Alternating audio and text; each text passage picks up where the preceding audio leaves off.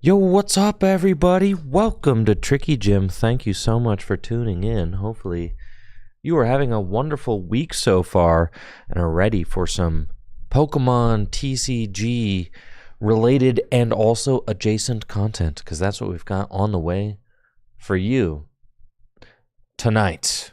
We've got a league challenge here at Full Grip Games this evening, and we can see players are starting to make their way into the tournament hall, get their decks ready so that they can compete in the league challenge that we're going to be hosting and try to earn some coveted championship points, perhaps, or maybe just looking for some good competition, maybe just playing for the spirit of the game. Who knows?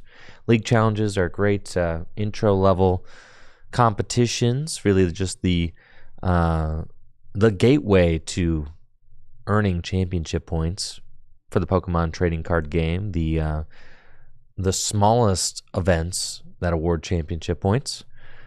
So a lot of people show up just to play the deck that they like, or just try to win some store credit or things like that. So a little bit of a boosted competition to our typical league night that we host on Wednesdays. I was supposed to have Ben Morse here today to stream Gym Leader Challenge with me during the day, and then I was supposed to have him tomorrow because he had to rain check, unfortunately, but now he has just let me know that he's actually not feeling well at all, and he thought that he was on the up, but is actually still kind of bedridden and having a tough time. So hopefully Ben Morse feels better soon. Unfortunately, he will not be joining us for stream this week, but we will get some fun things on the schedule here soon. Not like the league nights aren't fun and special; they definitely are. But I'll get more guests scheduled for the channel here soon. Thank you, OG Dab God, for that Prime sub and the 30 months on Twitch. I appreciate it. Thank you. And yeah, that's what we got going on. I think, next week, Gym Leader Challenge going to be playable in a abbreviated form on the Pokemon Trading Card Game Live. That's big. I mean, I'm stoked about that. So I think I'll go live on the 24th. That's the launch date, right? The 24th of April. There's going to be a trainer trial for Gym Leader Challenge on the Pokemon Trading Card Game Live. So I will I'll be checking that out. I thought it would be fun to do a little Gym Leader Challenge stream on the 24th. So that's next Thursday. And just give it a spin and see what it's like. So I think I'll be doing that. And then I'm also going to be getting my hands on some of the newest singles from the Glory of Team Rocket set, which we've got the secret rares right here on Poke Beach. They look amazing. They look so good. I was talking about these a little bit on Tag Team. I'm a really big fan of the like the cards that look a little bit more sinister, since we are talking about Team Rocket after all, right? I think this Rocket's Mewtwo EX is like the perfect card artwork for this set, but I wish that more of the cards had this kind of menacing aura to them. This one's cool. I like that it's got all the characters. That's fun. This one is really nice. This is the best artwork in the set by far.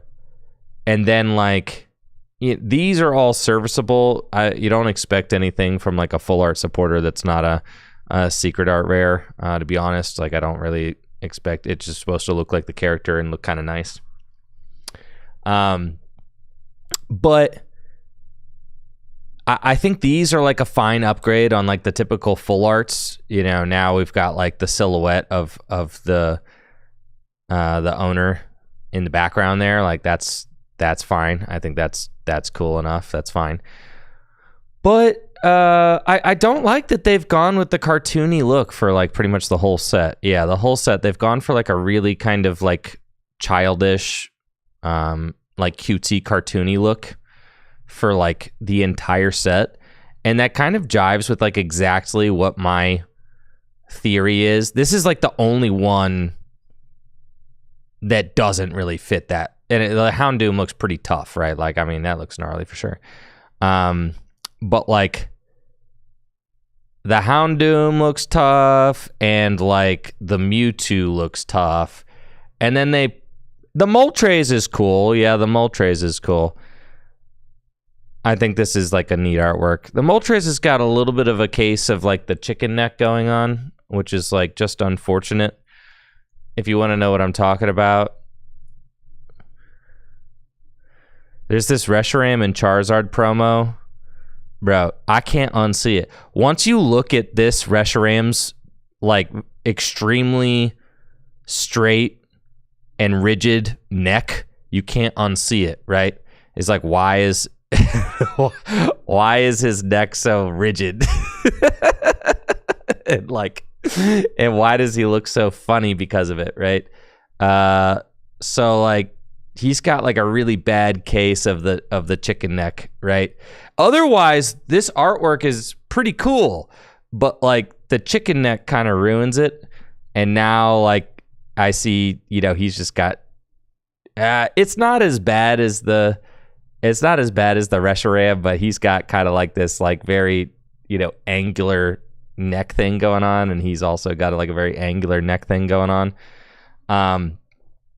So the Moltres is cool. It's like fine, but like it does look like his neck is on a swivel, and it's like gonna like break or something. But like I was saying though, I do think that that the general design, I think they missed the mark. I do. I think they went with like a very cutesy aesthetic, which is not what I'm looking for from like because the thing is that Team Rocket are like the baddest guys in the franchise, right? They're just a villainous gang of bad guys. And one of my biggest critiques of like the Pokemon arc, like character development arc over the course of the last 25, 30 years, is that Pokemon has slowly made their villains less and less villainous to the point where villains don't even exist in the franchise anymore. It kind of all started with Team Skull, who were just like the misunderstood weirdos. And that was cool. I liked Guzma. Yeah, I was like, all right, this is cool to like mix it up. We've got the misunderstood weirdos. And then you've got like Team Yell, which is like not even bad guys at all. They're just like rowdy fans. And then you've got like whatever's going on in Scarlet and Violet. It's like the villains don't really even exist anymore, right? So like, they've just gone through like the last 10 years have been like really just making the villains very goofy as opposed to like dark and ominous and scary, right? And then so my hope was that with a return to like Team Rocket, like the glory of Team Rocket set, that they would go with like a more dark and ominous and like evil looking aesthetic, right? Instead of like also making it cutesy and goofy to just fit in with all their other cutesy goofy villains who are not really actually bad guys, right? So yeah, you know, that's my beef, right? Like they're all like, they don't actually look like bad guys, you know? They kind of just look like... This artwork is my favorite of the cutesy ones, for sure. With the Wobbuffet and the Grunts and the Sneasel. You know, I'm a sucker for Sneasel. I like Sneasel a lot. That's definitely my favorite. This one is cool. Like, this has kind of got the dark, ominous vibe that I'm talking about. This one's got the kind of dark, ominous vibe that I'm talking about as well. The Houndoom does. I'm going to need to turn that off for sure. The Blaziken has got, like, He's got like kind of a dark, ominous vibe that I like. The Clan Pearl looks serious. The Zamazenta looks serious, dark, ominous, great. But there's just like so many cutesy ones too. Like, why all of the cutesy, like that does not look serious. You know, that does not look serious.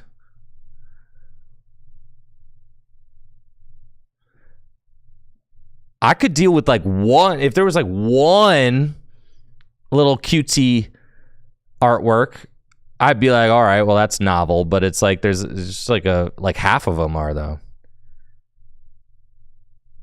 You know? And then these all look pretty good. I mean, like the Crobat's nice. This card is nice because they're not doing the whole like, yeah, this card is great. I mean, Nidoking here, Giovanni in the background, that looks solid. This card's solid. The secret art rares are all really solid. This card, I feel like, is exactly what I'm talking about. Like, I wish that the whole set brought the same energy as this. I didn't really want them to all be edgelord. Actually, I kind of did. For sure.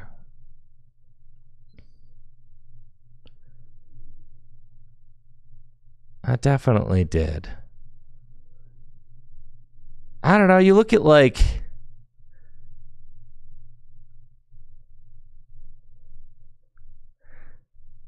Look at like the cards from Rocket Returns, right?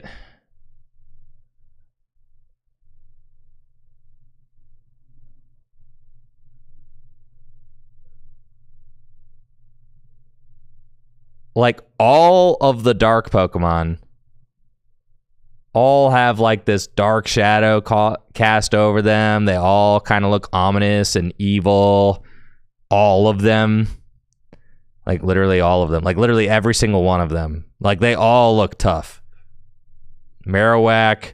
None are excluded. They all look tough. Steelix looks tough. They all look like they belong to Team Rocket. They've all got like a huge shadow cast over them. They all got the angry eyes. You know, I feel like they're doing their part. They're looking the part, right? That's what I think. When I think of like Team Rocket's Pokemon, this is what I'm thinking, right? I'm thinking Pokemon that look like this. I'm thinking Pokemon that look menacing, right? Even the Raticate, like, all right, let's compare this Raticate and then let's look at this Raticate, right? Like, bro. That Raticate looks like it could chew your fingers off. And like you should probably be wary of that. This Raticate, no. It's just not, no. Yes. If this Raticate is pouncing on you, you've got problems.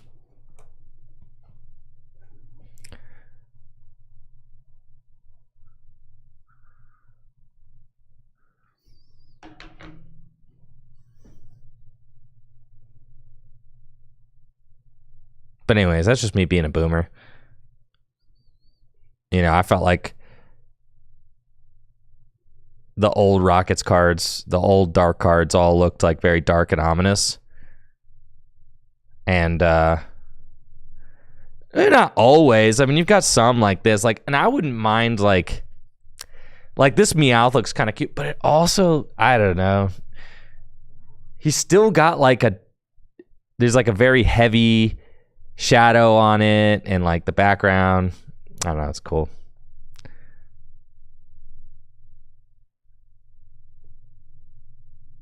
I'm just not into the cutesified Rocket stuff. Like, I would pass on that.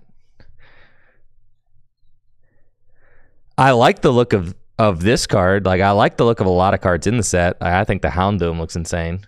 But I really think, you know, how many opportunities are you going to have as a franchise to make like a really like bossed out expressive version of like a Team Rocket set, you know? And I feel like instead of just doing it like you would expect. They wanted to somewhat subvert expectations and do a lot of cutesy stuff, which is just not, my personal taste, but it is what it is. It is what it is. I still have one. I mean, I still would very much like to get my hands on the Mewtwo, because I think the Mewtwo does look amazing. Yeah, I think that card will hold up quite well. So, gotta say, they did nail it with like quite a few cards, but with the cards that they nailed it on, it makes you think like, oh, well, what, what could have some of these other ones looked like, And really what it boils down to is if there's only like one art from the set that I really am in love with, then I'm just probably not going to open the set. I'll probably just buy the singles, right? So it's like, I don't really feel like I need every single artwork in the set. I really just feel like I need that one. So I'm excited about that singular card, but as far as like the whole set, the set as a whole, yep, maybe I just am too big of a Team Rocket fan. My expectations were going to be way too high. That's also it's also a possibility. Yeah, I do think the Ariana looks great. Yeah, she looks like a boss, for sure.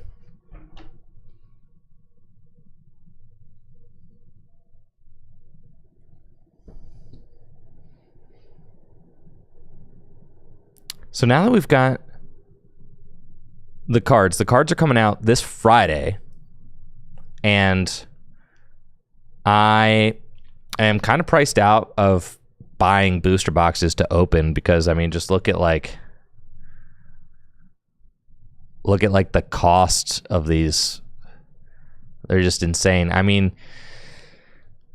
when the Japanese booster boxes cost like, $50-$60 a box, I can do that. I'll open them. It just makes sense to open them if the box is, because they MSRP for like $50, like $45. Japanese booster box MSRPs for like $45-$50. But when the boxes are going for $200 a box, like I have to just buy the singles. I can't. I buy 5 booster boxes, cost me like well over $1,000 to ship them here, and then like I still might not open all the cards that I need. So like then I'll have to go and buy singles anyway, and it's like, nah, I'm good, dude. I'm good. So these cards are coming out on Friday. I am going to be ordering singles. I'm going to be ordering singles and getting them as quickly as I can, so that we could show them off on the channel and start doing prep for NAIC. I am going to be attending the North American International Championships, so like I'm going to be attending. I am going to attempt to sign up to play. So that's in the plan. Regardless, I'm going to be there regardless. So that trip is booked already. So I am excited to start playing with these cards. Use proxies? I don't love to use proxies if I don't have to. I don't like, like print it out on a piece of paper and shove a piece of paper in the sleeve. Like, to me, that kind of like, I want to play with the cards, Now, if I have to, push comes to shove, and I have to, then I would use like, there's like this mtgproxy.com, like these kinds of websites, where they're like, printingproxies.com, this place. Yeah. I've used this place before if I absolutely have to, and that like works fine. But I'd like to get my hands on some of the cards if I can. But I could do this.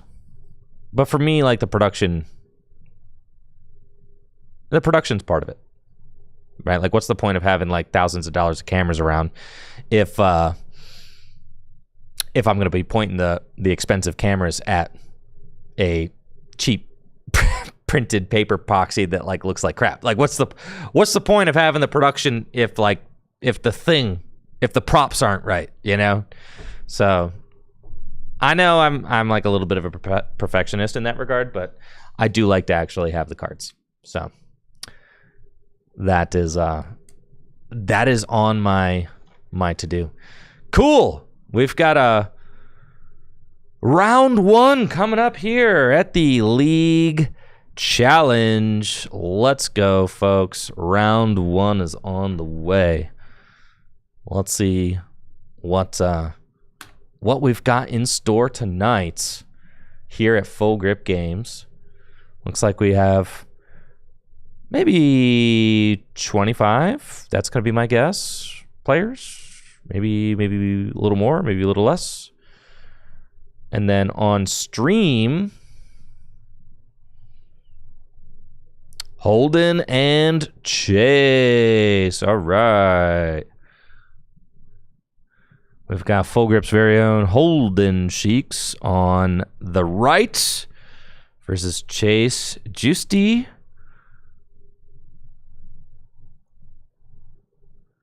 on the left. Beautiful. Let's go. Let's go.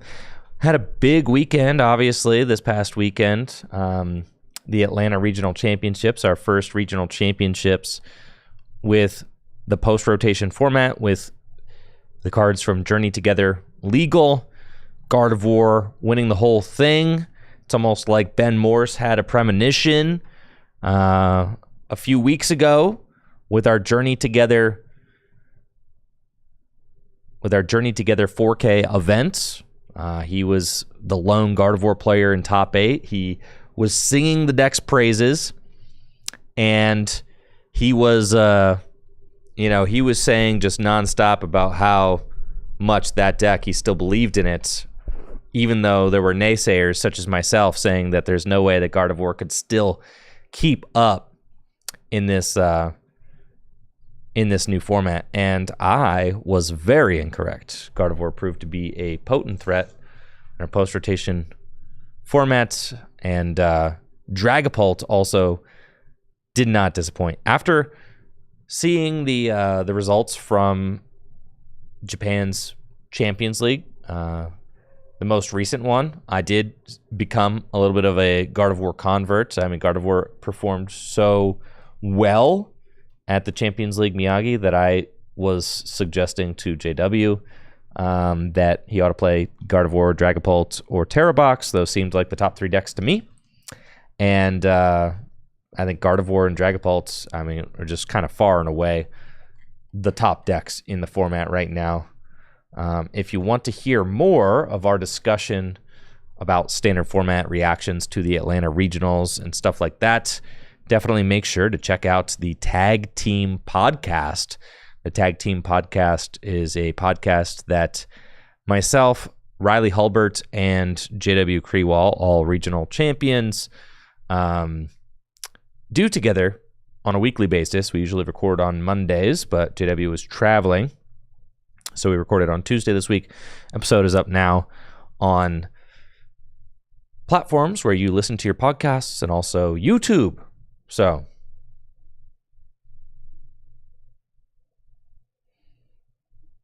it was definitely, that event was absolutely dominated by Dragapult. I mean, Dragapult was just everywhere. Dragapult was everywhere. Gardevoir, Badoo was everywhere. Just lots of item locking, lots of itchy pollen. It really does seem like those strategies where you can rely on that turn 1 item lock and then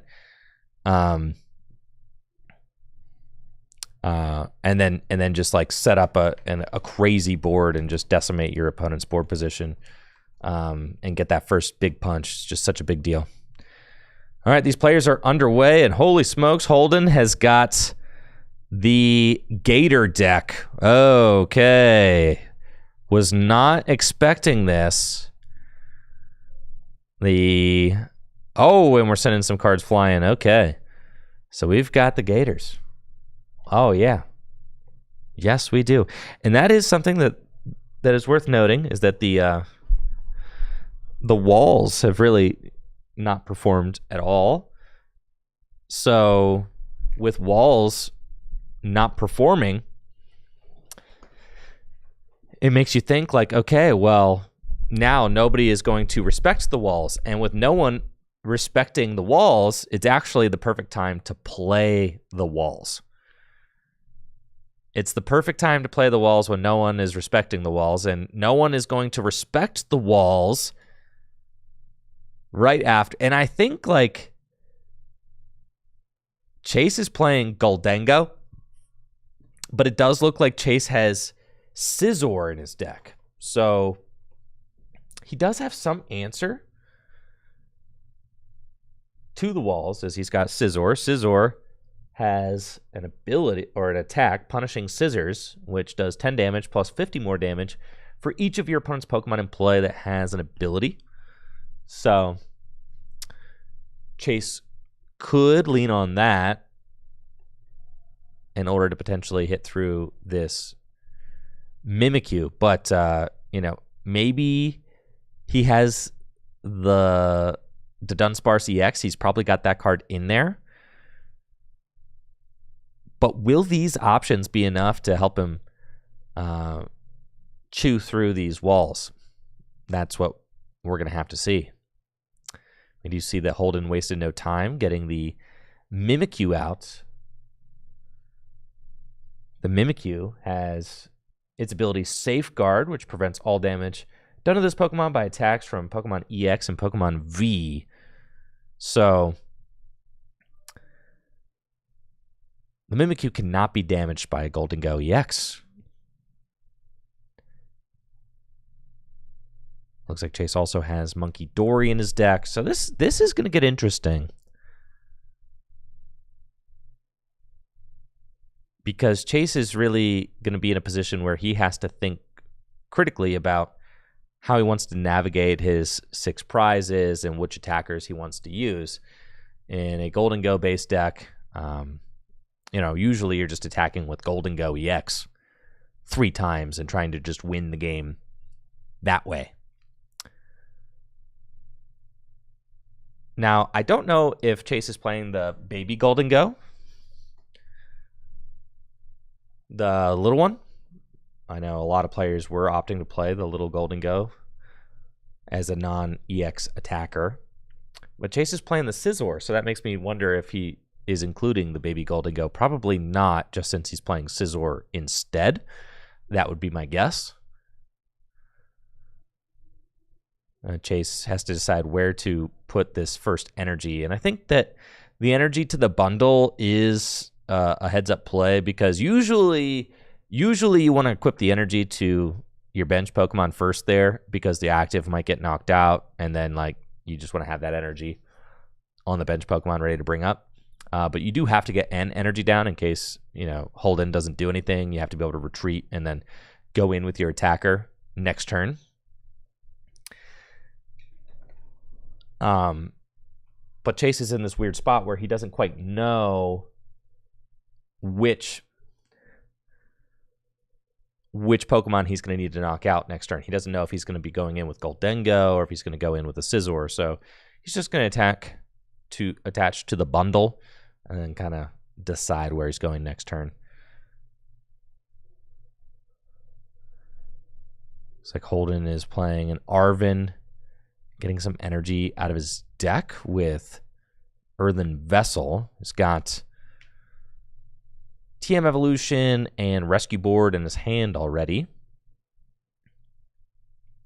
So if he wants, he can pivot into Mimikyu, and then he can use TM Evolution, or it looks like maybe he's just going to decide to use TM Evolution with the active Totodile. No, he's just going to make it so that, okay. So I think the Totodile has an attack that's also kind of disruptive, but during your opponent's next turn, the defending Pokemon can't retreat. Oh, all right. So he's actually trying to retreat lock the bundle with the big bite attack, 10 damage, and making it so that that bundle cannot retreat. But Chase plays a switch. As we do see, there is a switch there in his hand. Thank you, Slade, for that Prime sub and the 49 months. Appreciate you, Slade. Thank you. And thank you, Pedrix Kev, for that sub as well. Appreciate you, Pedrix, Slade, OG Dab God. Thank you guys so much for the subs. I appreciate you. Thank you.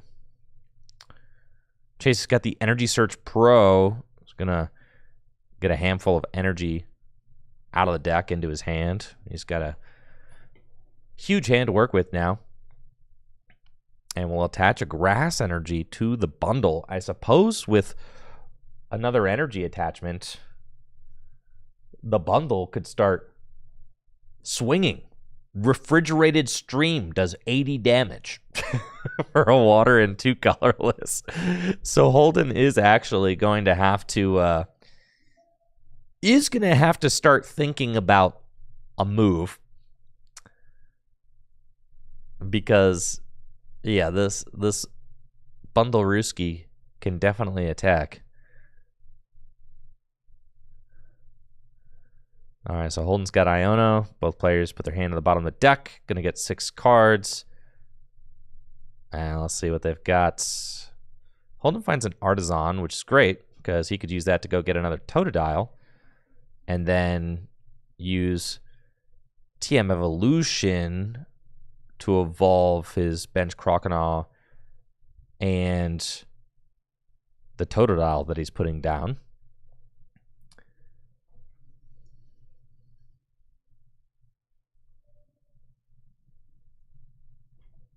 Croconaw's got the reverse thrust attack, which does 30 damage. Allows you to switch it with one of your bench Pokemon. And then is he going to go Monkey Dory?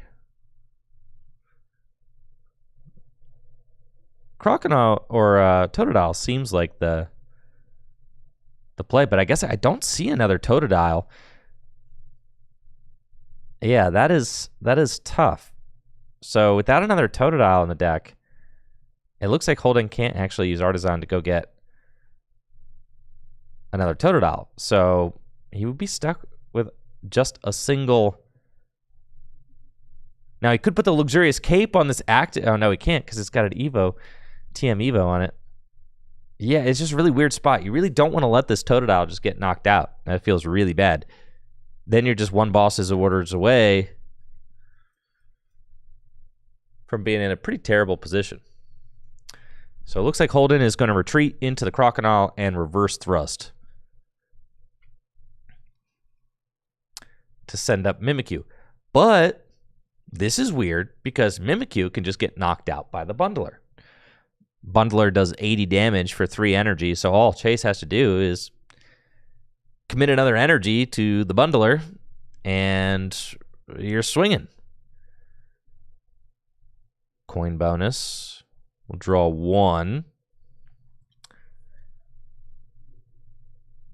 But yeah, the idea of the Gator deck is you want to use Reverse Thrust, and then you've got Relicanth, which allows you to use the attacks of any of your previous evolutions. So you can either use Reverse Thrust, or you could use the Totodile's attack and kind of just be very annoying while being a Feraligatr, and Feraligator's got this ability. Allows you to boost your attacks by 120 damage. Just kind of insane.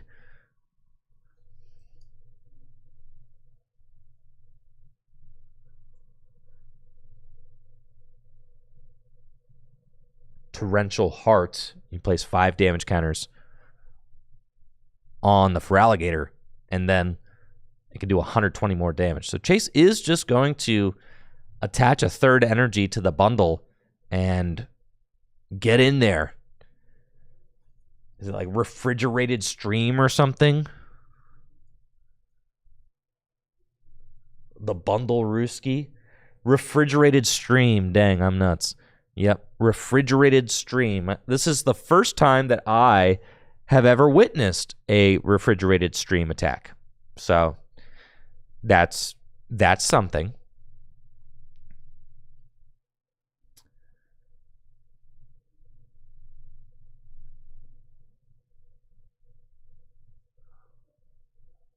Yes, the Mimikyu, no match for refrigerated streams. So that is unfortunate.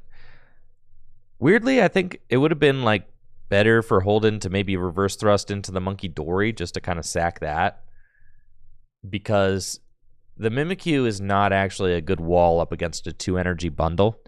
So you kind of have to think like, what is a good wall? Like what do I not mind giving up? I feel like the Mimikyu could have put in more work once the bundle and maybe the Scizor are dealt with.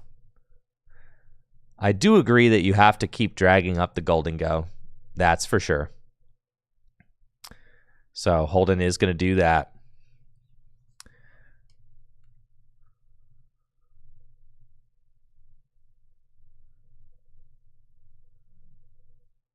All right, I'm getting word from Heather that there are 26 players tonight. I think my guess was 25. So, yeah, 26 players tonight. That's 5 rounds for our league challenge. And there are $390 in the prize pool for our top finishers this evening. First place taking home $130 store credit. Second place will get $100 store credit. And top 4 will get $70 store credit.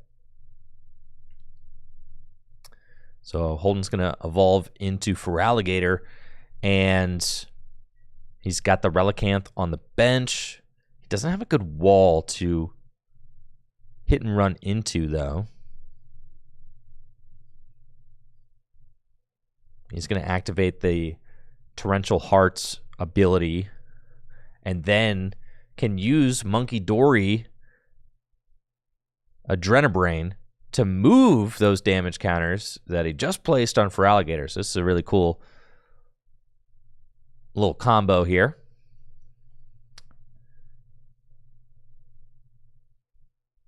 The Torrential Hearts into Adrenabrain, and then going to, it does a boosted damage because of Torrential Heart. Yes. Going to copy the Totodil's big bite attack, actually, and make it so that the Golden Go cannot retreat. A little bit. Well, can't the Golden Go just like knock out this Feraligatr for 2 prizes? Yeah, that seems like a little bit of a, yeah, that seems bad. Yeah. I'm going to be honest. The Golden Go should just knock out the Gator here, and Chase will get to take 2 prize cards. The Golden Go can't retreat, sure, but like, if the Golden Go can reach 280 or like 200 something damage, the thing's going to get knocked out. The Feraligator's got 180 hit points, 2 damage counters on it, so an effective 260 hit points with a luxurious cape on it. So the Golden Go, Chase would have to find 5 energy, or 6 energy, excuse me, to do 300 damage, and would need to attach for turn. So that's 7 energy total. It's. And I don't think that there's any energy in the discard pile. And there are 3 on the bundle. And the Ace spec has already been used. So that is kind of a tall order. Yeah, it is. And it's definitely possible that Chase could miss the knockout. Now, I do see Chase using the Earthen Vessel before the runaway draw, which... Oh, he does find Switch, but I mean, if you're trying to hit energy, I don't know that you want to use Earthen Vessel before the runaway draw. If you're just trying to find more energy, right? Because you want to keep a high amount of energy in your deck, and then draw into some energy naturally off of runaway draw, and then go search out more energy with the Earthen Vessel.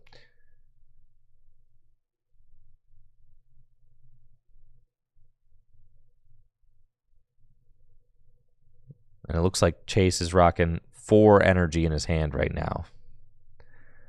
Thank you so much, Stevie B, for that sub and the 39 months. Appreciate you. Thank you so much, Stevie. And it looks like Chase is actually going to use the bundle. Okay, so that's interesting because he could use the Hyper Blower to actually discard 3 energy, which then means that he could use a superior energy retrieval to get them back, but he won't need that because he could just knock out this Totodile here. I do think I would have preferred to see one of the monkeys get sacked, right? It seems just very dangerous to have only one for alligator.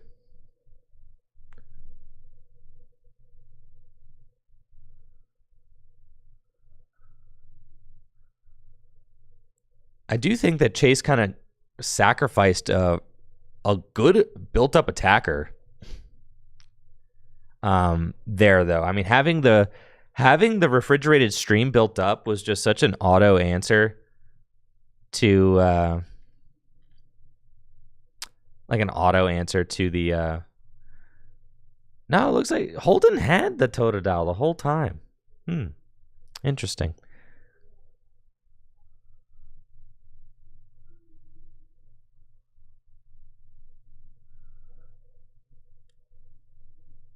Yeah, the Iron Bundle is an auto answer to the Mimikyu, so he does already have Scizor on the bench. Scizor can also answer Mimikyu, so it doesn't really matter. It is kind of nice to get those energy into the discard pile. But now we can see Holden just trying to be annoying. But we do know that Chase has a switch in his deck still. So Holden going to use Counter Catcher, bring up the benched Golden Go. Thank you, Wild Missing No, for that Prime sub and the 2 months. Appreciate you, Wild Missing No. Thank you. And looks like Holden is able to recover Mimikyu and then Iono. So maybe we will see a reverse thrust. And Holden's going to get 6. Chase gets 4. Chase finds Boss, so that's big.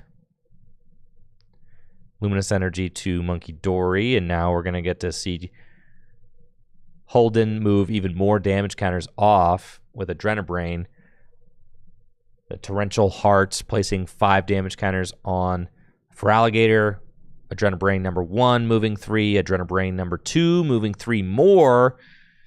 Just kind of like really putting some damage onto these Golden Go. And this is a huge reverse thrust for 150 damage with the Torrential Heart. I mean, that is a cool combo. And then tossing the Mimikyu up.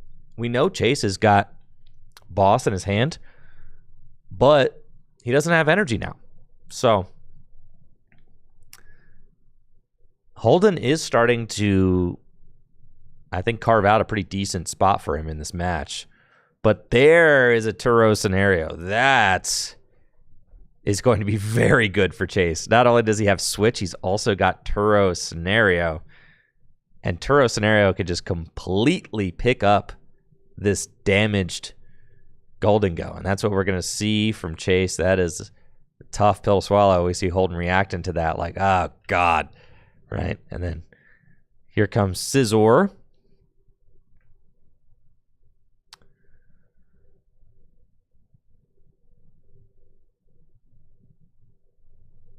And the Metal Energy onto Scizor, and Scizor can use its Punishing Scissors attack, which does 10 damage plus 50 more damage for each ability that Holden has in play. And right now, Holden's got 1, 2, 3, 4, 5. It's 260 damage for just 1 energy on a single prize Pokemon. That is pretty serious damage output right there. And this little 70 hit point Mimikyu does not stand a chance. This thing's about to get destroyed. Punished by the scissors, if you will. There's a punishing scissors. Chase halfway through his prize cards. But Holden now has an opportunity to take out Chase's only answer to his Mimikyu. So that is something. And the bench Golden Go has 220 damage on it. So with 2 Monkey Dory abilities, Holden will be able to take out that benched Golden Go and then reverse thrust the Scizor for knockout. So that's, that's not nothing. Holden does not have another Mimikyu, though, so Chase will get to take a prize this next turn, which is tough. You really would like to Iono here, but instead we've got 3 Arven. Iono would be quite good because you could knock out Chase's only Golden Go and then knock out the active as well, and there's an Iono, right? So, I do think that Iono is pretty decent here. You do want to make sure that you have an Iono once things are down to, that final prize card. You definitely want to be able to Iono to 1 or 2. But yeah, having the opportunity to... we got 3 Monkey Dory. 2 Monkey Dory. All right, Luminous Energy going to the Totodile instead. We got 2 Monkey Dory built up. So that's double Adrenabrain. But Chase does have a board full of Dunsparce. So if he's able to find a single Dunsparce, that runaway draw is going to be something that he can rely on. And I think the Holden here not attaching to the Monkey Dory is probably because he's planning on sacking it. And he finds the Lana off of the draw. So next turn he could potentially use Lana to bring back Mimikyu, which would be big because now he's getting ready to clear this Scizor. So yeah. Adrenabrain twice. Wow, okay. And there's the trolley. A spec. Don't need it now. But the Torrential Heart double Monkey Dory play. Pretty schnasty there from Holden. And then Holden's going to do a boosted 150 damage with reverse thrusts. And switch that for Alligator to the bench. And I'm expecting him to sack the Monkey Dory with no energy. Yeah, that would be the correct sack there. Chase again has a boss, but actually does not have any draw on board, except he has a Nest Ball for Fez. So he could go get Fezandipity. If he wants to. He's using Artisan right now, can thin his deck once. And now Holden, in just a single turn, has tied up this game from a 3-prize deficit to a 3-3 game. Chase is going to fail the Artisan, then use Nest Ball, go in for Fezandipity EX. And Fezandipity EX can flip the script, turn this game around,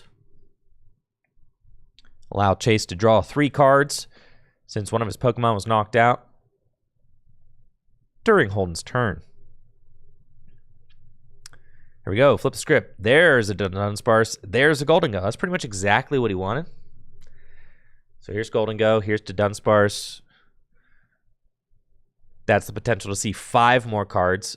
So 3 cards turned into 6 cards. 6 cards are going to turn into... There's 4 cards with the top deck. We're just going to see a lot more cards, all right? And now look at all this. Coin bonus for 2. Double the Dunsparce. Chase can see 6 more cards now.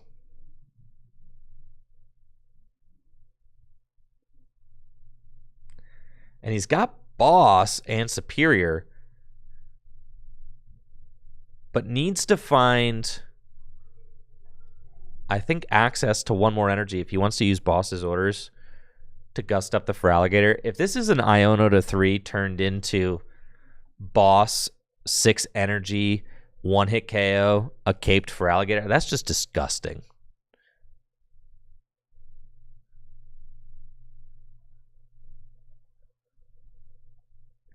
Absolutely disgusting. We do see a Superior in Chase's hand and a Lightning. Oh, there are 6 energy there, but needs 7 if he needs if he's going to get the attachment in the knockout. So does not hit an energy, but does find his 3rd to Dunsparce.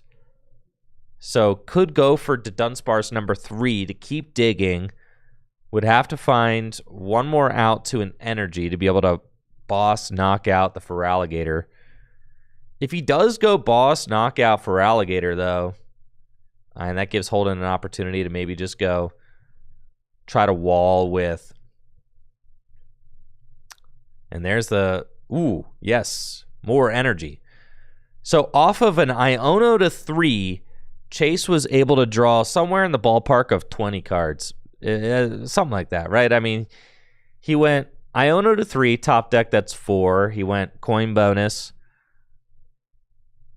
5, 6. Or I guess flip the script first, right? Nest ball, flip the script. Yeah. 4, 5, 6, 7, 8, 9. 9 plus 9, 18. So like 18 cards. 18 cards off an Iono to 3, dude. 18 cards! It's ridiculous. It's a lot of cards, man. It's a lot of cards. Iono to 3. It was supposed to be hand disruption. But hand disruption, kind of tough. Tough to be a hand disruption card right now. That is an obscene amount of draw. Chase has access to so much draw that not only was he able to draw out of the position that Holden put him in, he was able to draw the perfect play to boss up a caped Feraligatr and take 2 prizes on it.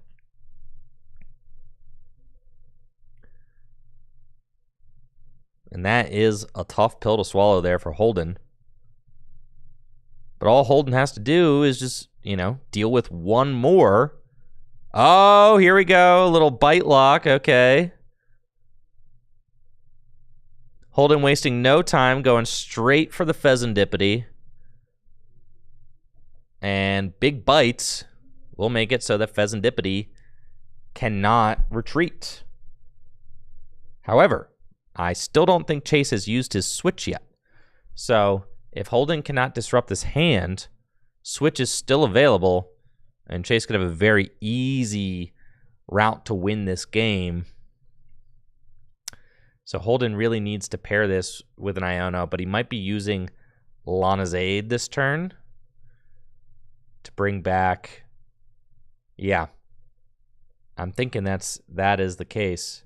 And we see Chase has got Arven in hand, so he can just go Arven for switch, and then that would be game. And it looks like time was just called. So Holden is turn 0. But I don't think it's going to matter. Thank you so much, Merkowitz, for that sub and the 49 months. Appreciate the support all these years. Thanks, Merkowitz. Hopefully you're doing well. Appreciate you.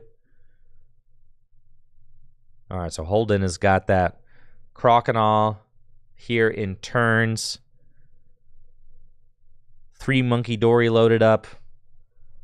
But Chase seems to be here with all of the answers that he needs. And can just Arven for the switch. Knows it's in his deck.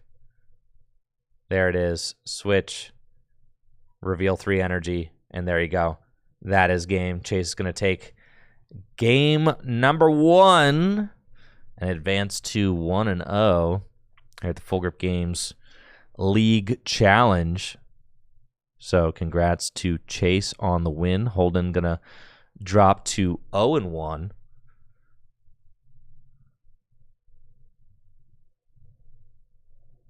Holden could have, Mimikyu. Should have gotten the Mimikyu and reverse thrusted into Mimikyu, right? It would have forced Chase to have another boss. But then also, like, so Holden could have forced a tie. But I think Holden was probably just trying to bank on Chase not having a switch card. So probably thought he was safe there. But unfortunately was not safe from the wrath of Goldengo. Goldengo takes the round 1 win here at the shop. We've got Jesse Parker in the house tonight. I'm sure he was itching to play 2024 Worlds semifinalist Jesse Parker. Unfortunately, his flight to Atlanta got canceled on Thursday or Friday last week. I think it was Friday. He was trying to fly out, and his flight to Atlanta got canceled, so he was unable to make it to the Atlanta Regional Championships. I know he's testing very seriously for the Wisconsin Regional Championships coming up, and then is going to be testing for NAIC as well. But I'm sure was anxious to get some more reps in. Hence the league challenge appearance for Jesse. I'm going to be getting Jesse back on the stream soon as a co-host. And we're going to start testing for NAIC, showing off some decks and concepts from the Glory of Team Rocket set from our upcoming Destined Rivals. So I'm looking forward to that. So what do we think? Is there any of the Destined Rivals cards going to be good? Are any of the Destined Rivals decks going to be legitimate?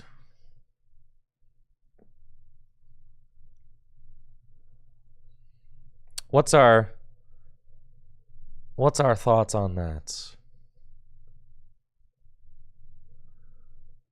Let's take a look. Does look like round 2 is going to be getting posted shortly, but been thinking a lot about this set. I mean, obviously you've got the whole Mewtwo thing, right? The Mewtwo Spite Ops deck. I'm gonna try it. Well, and then you've also got like, is Rocket's Golbat and Rocket's Crobat, are those cards like power crept out of Standard already? Like, is Standard way too crazy for strategies like this? It almost feels like it. But then you see, I think it's a really heads up. It's been really heads up to see people playing the Brox card, right? Because that is a card that helps you to get around Badoo, right?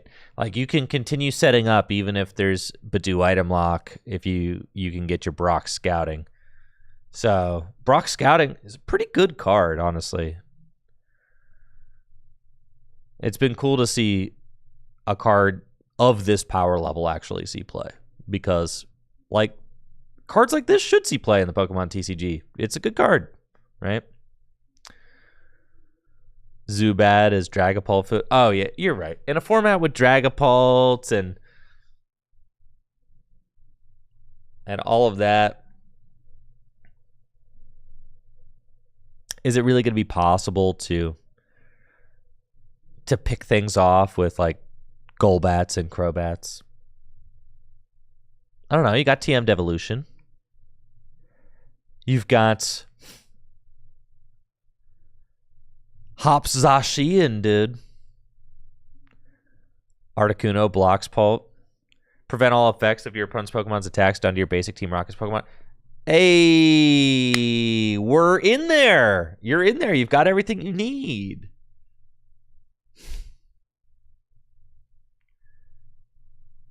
I did hear that the stadium was mistranslated, and the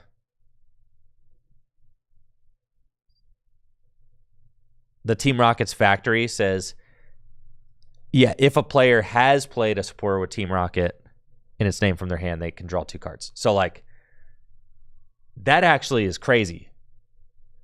Being able to just draw 2 cards if you played a Team Rocket supporter, and the Team Rocket decks are just going to play Team Rocket supporters. So they just get to get extra draw on top of whatever else they're doing. And the supporters, like, already weren't bad, but then getting, like, a bonus 2 on top of it.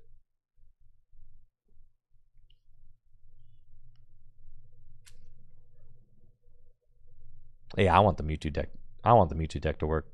I would hope to be able to get the Mewtwo deck to work. Or at least the Crobat. God, I would like to be able to make Crobat or Mewtwo. If I could make Crobat or Mewtwo work, I would be very happy. That'd be cool. I don't have hopes for cards like Rocket's Tyranitar. Like, am I really going to be able to, you know, rock lock like we did back in 2006? No, we're not going to be able to rock lock, okay? You're not going to be able to Rocket's Ampharos. You're not going to be able to Rocket's Ampharos into Rocket's Tyranitar and then TM Devo. All the pieces are there, okay, but it's not 2006 anymore. All right, what if you hit Dragapult with the gem mimicry though? I think Rocket's Chingling is really cool. This card's sick. Rocket's Arbok and Gym Leader Challenge is like really sick. I actually think Rocket's Arbok is like one of the strongest cards in the set for Gym Leader Challenge for sure. Rocket's Nidoqueen and 151 Nidoking. Yeah, that's more of like a... Yeah, but also no, because you got to have like... Your Pokemon don't do enough damage. You're better off playing like Conkeldurr. If you're going to play a silly Stage 2 deck that like tries to do about 200 damage, just play Conkeldurr, right? That just kind of seems better. But anyways, we got the next round up, so let's get over. Let's get over to the table and see what we got. So round number 2 is on the way. Let's go, folks. Round number 2. And it is underway. They're moving. Let's go.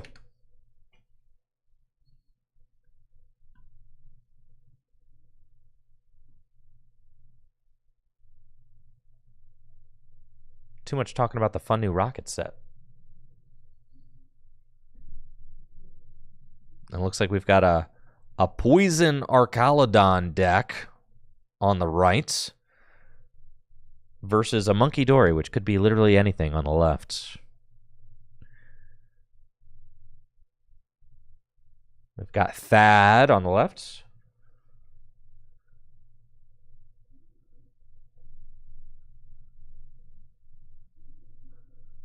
At 1-0 versus Sean Stevenson. Also 1-0 on the right.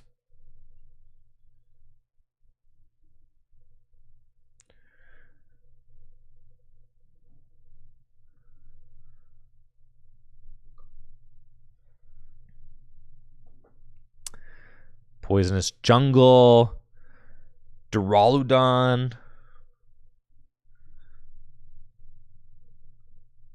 And it looks like that's going to be a pass from Sean. Let's see what deck Thad has got for us here, round 2.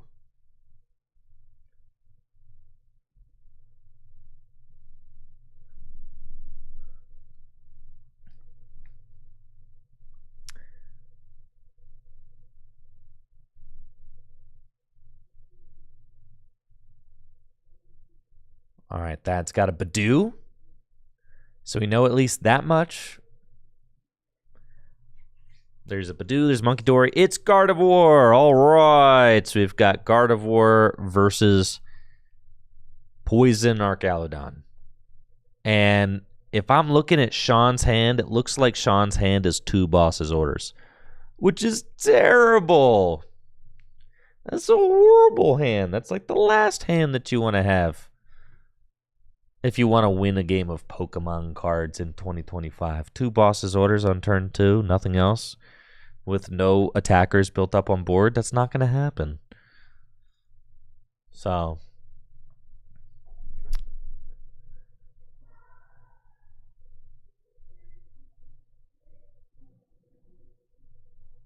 yo.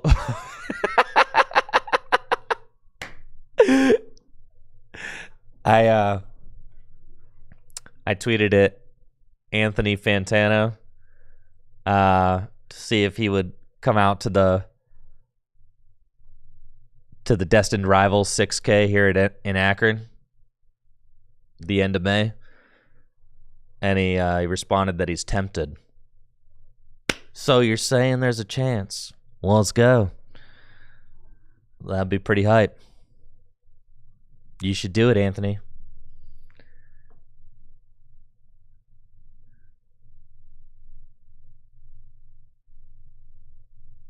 All right, and Thad's going to retreat into Badoo, and it's got Itchy Pollen for 10. And Sean top decks an Ultra Ball that he cannot play and has to pass immediately. Thad's got Jacques. And Jacques going to allow him to search for 2 evolution cards. Probably just wants a Curly and a Guardy. Yep.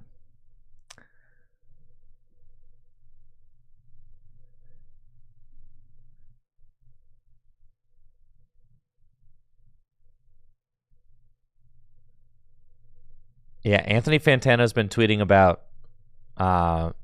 like competitive Pokemon TCG on main, which has got like the entire Pokemon TCG community on notice because there's like, you know, we're not like the biggest community in the world, so like anytime you know a creator or personality of that magnitude gets into Pokemon cards, everybody knows.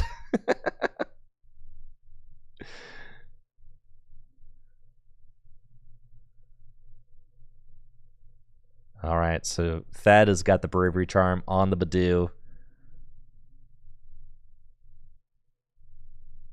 And Nest Ball. Going to search him out as Zorua. So he can set up the Ends Zoroark, start using Trade to churn through his deck.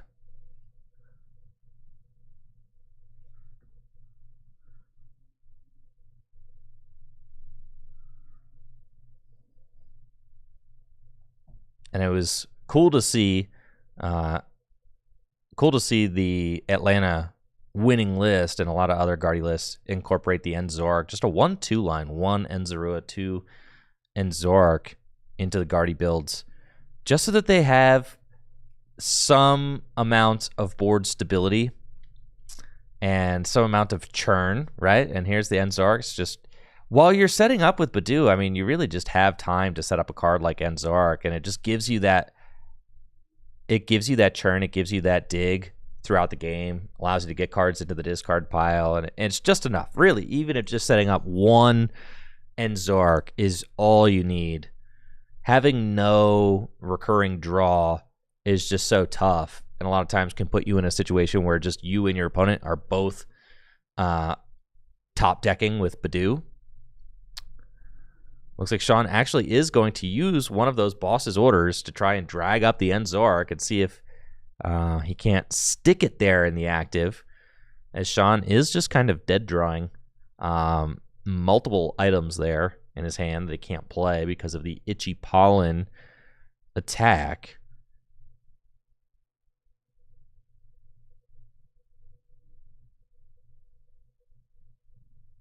All right, there's Monkey Dory. Iono. Gonna give Sean a fresh set of 6 cards, which I'm sure he's excited about. That is exactly what he needed. We'll have to see if Thad has a way to move this Enzorark, though, because Enzorark does have a retreat cost of 2. Could be tough to move.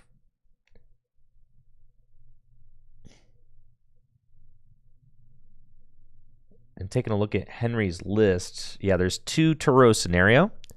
So that is going to be the way to move this Zoroark. And I do think I see a Turo in Thad's hand. So we'll be able to pick that End Zoroark up and re-evolve it. Nope. I did not see a Turo scenario. Never mind. That is a pass. And now, with a fresh set. Oh, because, yeah. Sorry, I'm tripping. Thad used Iono. So he wasn't going to be able to use Turo. Yes. I'm tripping. Sorry. I was looking at Henry's list, and then I forgot whose turn it was. Yeah, so Thad does have Turo, but used Iono, so it has to wait until next turn. But now that item lock is broken, so Sean is just going to be able to play all the items that he wants. He even has a supporter in his hand, which is not something that he has played yet this game. And we've got an Assemble Alloy on the Archaludon. Boom. 2 Metal Energy from the discard pile. And a Carmine for 5 big ones. Let's see if Sean can find everything he needs to piece together an attack. He's got the Brute Bonnet on the bench, so could end up poisoning to deal some extra damage. But we already know that Thad has got Turo in his hand.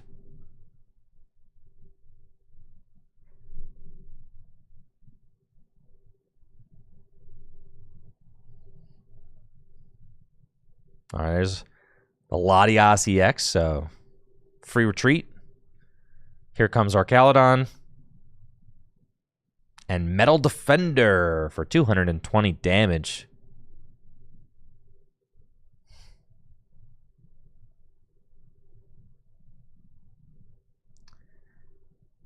Big damage onto the End Zoroark, but Thad can airlift that thing right out of harm's way. You should probably trade first, though.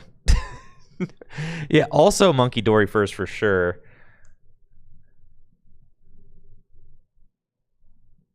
Yeah, I would also like to see a trade first. If he hasn't already. He might have done that real quick already. Or are we going to see it get retreated?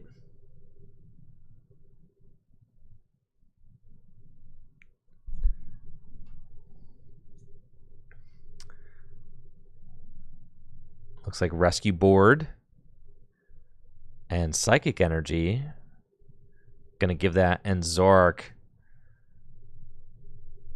the ability to retreat so that Thad can not play the Turo and instead use Iono. Dig through the deck a little bit more, which would be why he did not choose to use trade yet. He wants to use Iono first to dig a little bit. See a pair of Buddy Buddy Poffin, so I'm assuming that first one was played for no effect. And then the second one is getting played.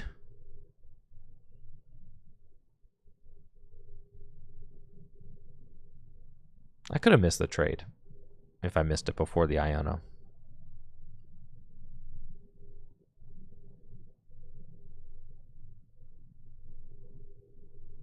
Looks like that is considering Driftbloom. Dealing with a 300 hit point Archaludon is not the easiest thing to do. I don't think that has the technology to deal with it this turn. Doesn't have quite enough energy scene. Doesn't have the Bravery Charm with the Drifloon. Something to that effect. Doesn't quite have all the pieces. However, Gardevoir is weak to dark, not metal. So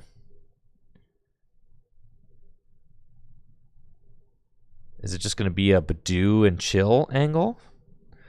While Thad starts to move some of these damage counters off of the End Zoroark. And it looks like that is going to be the deal. I expect to see an Adrenabrain kind of going through the... I really like Thad burned both those Buddy Poffins and then decided to use trade. I think I would have preferred Thad to... And then did we not see an Adrenabrain? Or the Adrenabrain went to the... I see. I wish these guys would use the white damage counters that I set out for them. I'm going to yell at them on the...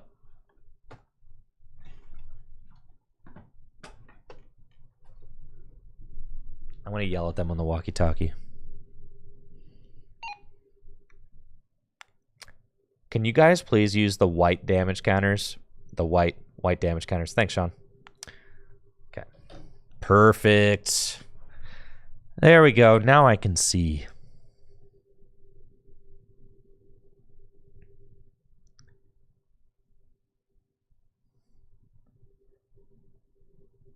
All right, so Sean's just going to boss up that Zoroark and finish it off real quick. With another big metal defender. Thad doesn't have that auxiliary draw on board now. Does have Pheasantipity in his hand. And is sending up Gardevoir EX. So here's Pheasantipity. And does have Morty as well. So with Morty and Fez, I mean, that's going to be able to see a lot of cards. That's like 8 cards. Here's Screamtail. I mean, Screamtail takes an easy 2 prizes on Squawkabilly, if that's what Thad wants to do. Going to counter catcher up the Squawkabilly, and then Iono. So Thad could take this knockout with Gardevoir if he's trying to...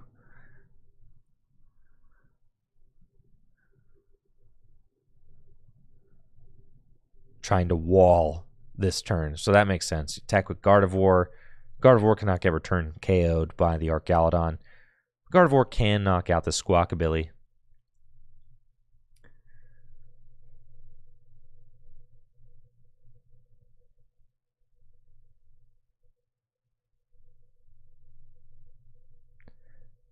And we're going to see flip the script. Pheasantipity will draw 3.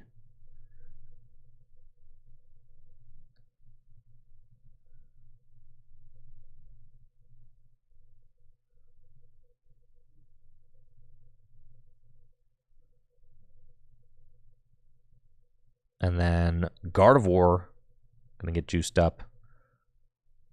The Psychic Embrace ability. We see Thad kind of thinking real quick before he commits to it. He can Adrenabrain some of those damage counters off as well, which I expect him to do.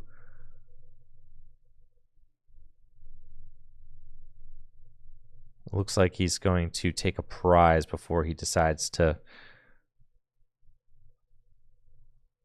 Psychic Embrace again.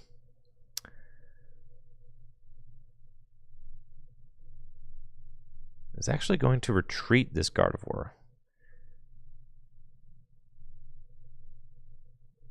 I don't think it's bad. Well, never mind. Thad doesn't have another Kirlia built up on his bench, so I'm realizing that the whole like tank a hit with Gardevoir thing, that is like not an angle that he can take actually in this game, because he doesn't have a Kirlia or a Ralt even on his bench. I feel like you pretty much, a lot of times you do want to have room for that. And the kind of weird thing that Thad has going on is that the Badoo never got knocked out. And so now this Badoo is just kind of like chilling here, not doing anything. It is nice to deny prizes with Turo and Gardevoir, but since Thad doesn't have a backup Gardevoir to like Turo and then have another Gardevoir in his back pocket, I mean, he just can't do that play. Like, he can't afford to let his Gardevoir take any hits.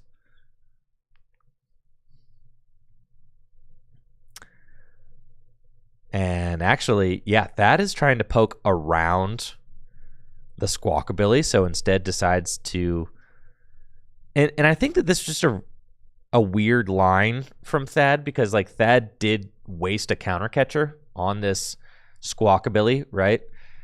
And then like brought it up into the active and then tried to gust around it, even though there's a Latias in play. So I really just don't like that line altogether. It's just kind of like a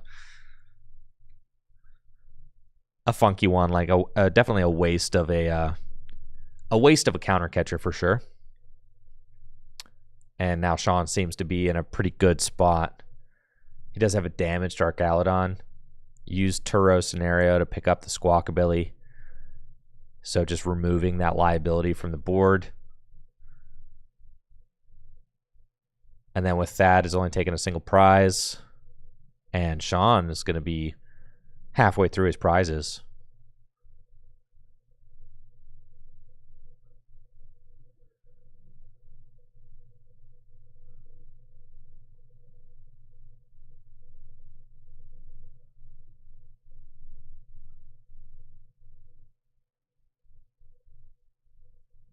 Yeah, thank you, Ferns the Fern, for that Prime sub and the 27 months.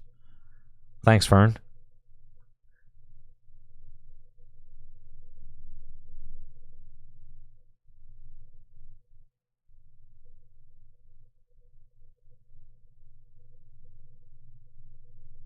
It looks like Sean is actually just going to utilize Poison to finish off the Screamtail with Brute Bonnet, which can poison both active Pokemon. And then the Pecharunt has an ability which boosts poison even more if it is the active Pokemon. So Sean advancing to 3 prizes remaining with Pecharunt to thank.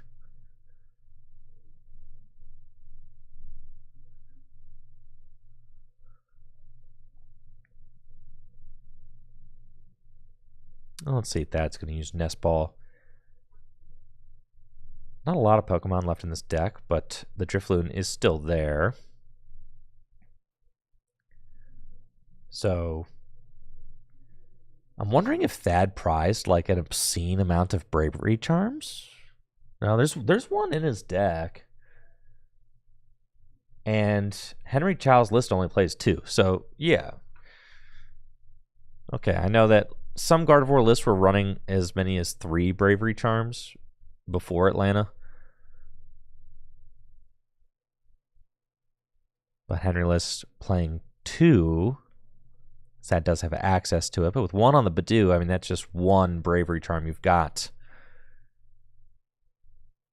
to win this game. And I do think that Thad's wasted counter catcher could end up like really costing him this game. I mean, you really only have like if you're playing Henry's regional winning list, you've only got 2 counter catcher in the deck, period. There's not even a boss's orders. So, and then with 1 Bravery Charm also, I would argue that the Bravery Charm on the Badoo is also kind of like a mismanaged resource, because that Bravery Charm doesn't really need to be there, and the Bravery Charm could be used on a Drifloon or could be used on a Screamtail to take like a really big knockout that you have to be able to take in this matchup. So I think that potentially Thad is kind of shooting himself in the foot a little bit with the resource game so far.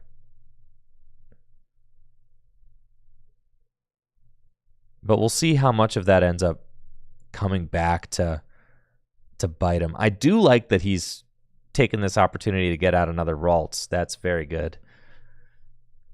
So that then he does have the potential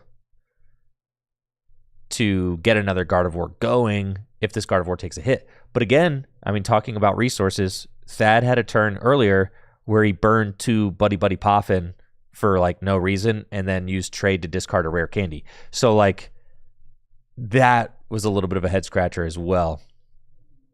All right, Thad's going to take this knockout and go to 4 prizes remaining. Sean's got a Research and an Ultra Ball in hand, and a very damaged Archaludon on the bench. Sean also cannot easily deal with this Gardevoir. Ultra Ball, discard the Blood Moon, Ursaluna. Sean is going to have the option to get a fresh Archaludon. There we go. Assemble Alloy. Just getting one metal from the discard pile, so looks like Sean does need to draw into a metal energy off of this Research if he wants to attack with his fresh Archaludon.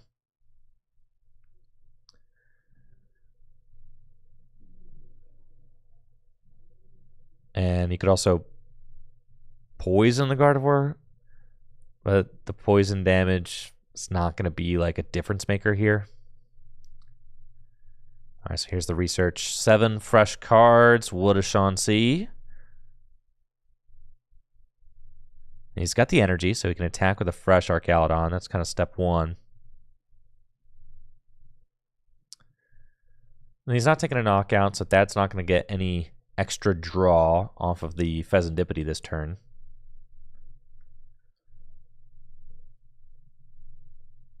And Sean does have Iono in hand for next turn. Going up with the damaged Archaludon is... that is interesting. I don't like this play. Just straight up. Don't like going in with the damaged Archaludon here. Reason I don't like going in with the damaged Archaludon is because Thad already wasted a counter catcher, so that means he's only got 1 counter catcher left in deck. So by offering up a damaged 2-prizer yourself, you just make it so that Thad can actually win the game with just a single gust, right? Yeah, you're not really making it harder for him to win. You know, he's kind of got his 4 prizes very easily mapped out now. He can knock out your active and then knock out Latias, and that's game.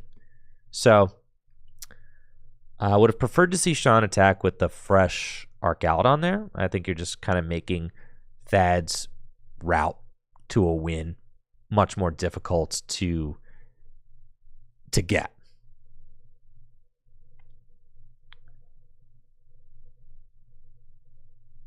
Or just kind of like offering up. You potentially you potentially have just sacked yourself 1 turn by attacking with the damaged Archaludon, because you look at the game as, you know, in terms of like how much time do you need to be able to win, right? And you're trying to, in this, you know, 2-hit KO situation right now, where both these players are kind of finding themselves in, where like they both are kind of 2-hit KOing each other. Turns are everything. I mean, a turn is everything. If you could deny your opponent a knockout for a turn, you know, like say Thad has to hit into the fresh Archaludon, doesn't take a knockout. You know, maybe Sean is trying to go for some crazy like Iono play and is saying like, I'm going to sandbag this Archaludon and then Iono you to 2, but like that, there's a Pheasantipity on board. Doesn't seem like the most reliable strategy. But I mean, this is going to come down to the wire because this Archaludon is getting knocked out. I still think it was correct for it to be the fresh Archaludon. Thad's going to go to 2. Now Sean can go up and take this KO with the fresh-ish. I guess there's 2 Monkey Dory set up now, though. So actually, this Archaludon is not safe. And will just get returned by a double monkey with Gardevoir. So that is, that's kind of bad. That's kind of bad for Sean, for sure. Gardevoir having the potential to basically do 250 damage with double monkey. And the Gardevoir's already on the bench, so Sean might just be out of it.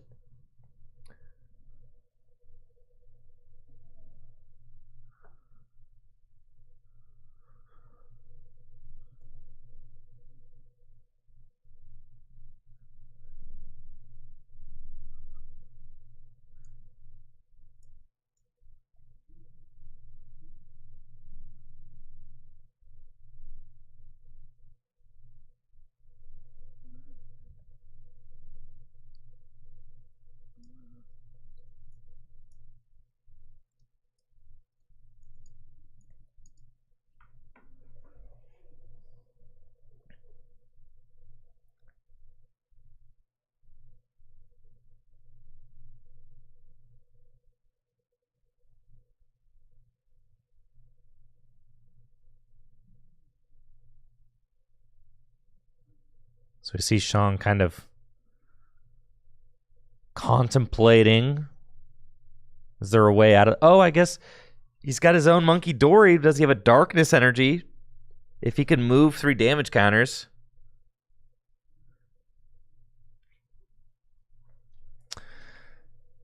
I don't know that he can, though. Probably has to wait. So then you have to retreat into Brute Bonnet. Yup, and pass. Right? You can poison. Yeah, but that is a huge setback for Sean. The fact that Thad was threatening KO.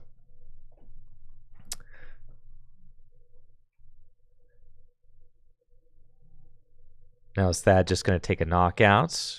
Oh, we get more Monkey Dory. And that's the thing, is like now Sean is kind of completely out of it because you get another round of double Monkey Dory and a knockout with Thad going to 1 prize remaining. And it just doesn't matter if Sean can Monkey Dory now because there's 120 damage on this Arcalda. Dang, the Monkey Dory are just so crazy.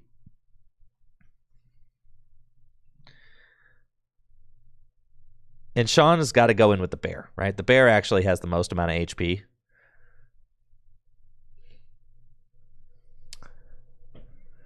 So that will take a KO. And, I mean, double Monkey with Guardy does not actually knock out the bear. So, I mean, it's not like... I mean... Double Monkey Guardy is 10 damage short. So Thad just has to draw like anything off of this Pheasantipity and he'll win. But he doesn't have it.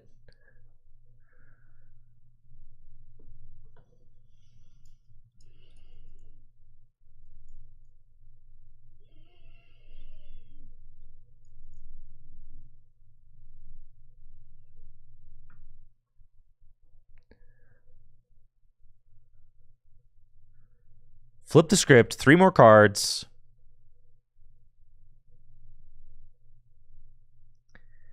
Is that it? I mean, there's the secret box. You would think that secret box should be able to do it, right?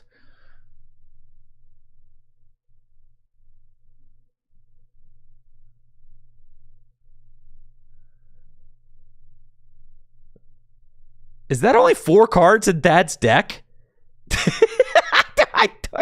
They're just 4 cards. There is no boss in this list, guys. It's just Countercatcher. Mew copy Blood Moon plus... Ooh, that'll do it. Yes, Mew EX needs to copy Blood Moon plus Monkey Dory. And that will do it. But he just discarded the Mew.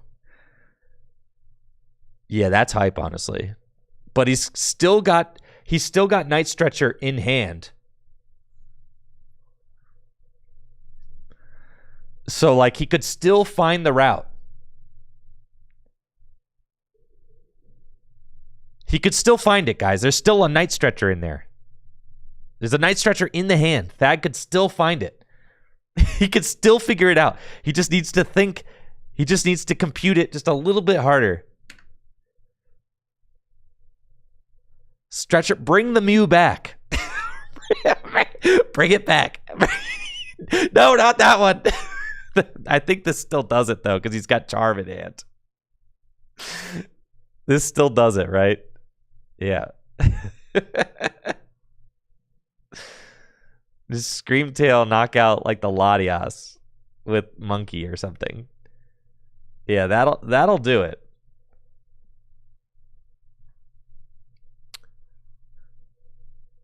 I guess technically the Arcaludon has the least amount of HP. Yeah.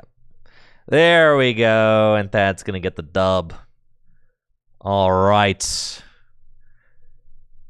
gonna take... Oh, yeah, the Monkey Dory. He's only got 1 prize left. Yeah. Easy mode. Thad with the fat doubloon there. GG's, gamers.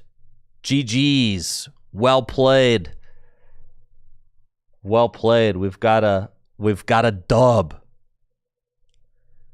We got a big dub.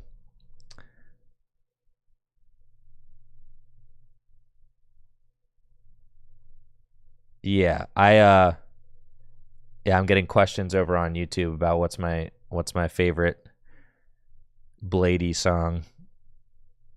Because I tweeted at Anthony Fantano that he did Bladey dirty on the Cold Visions review, which I do think he did. Because Cold Visions is a work of modern arts, okay? It's a work of modern art. You just don't get it. You're not a drainer, all right? You don't get it. Cold Visions is genius. It's genius, dude. The whole thing is genius. Absolutely genius. But yeah, it's pretty much... definitely the album that I listened to the most last year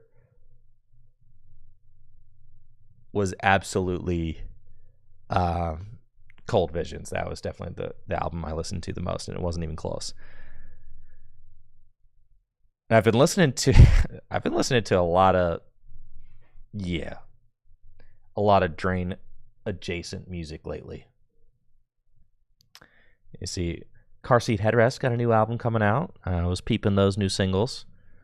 The new Skrillex album is not nearly as good. I get it, it's dub, but it's not nearly as good as like the two albums he put out a couple years ago. Young Lean's live in Stockholm performance that he produced for YouTube, incredible.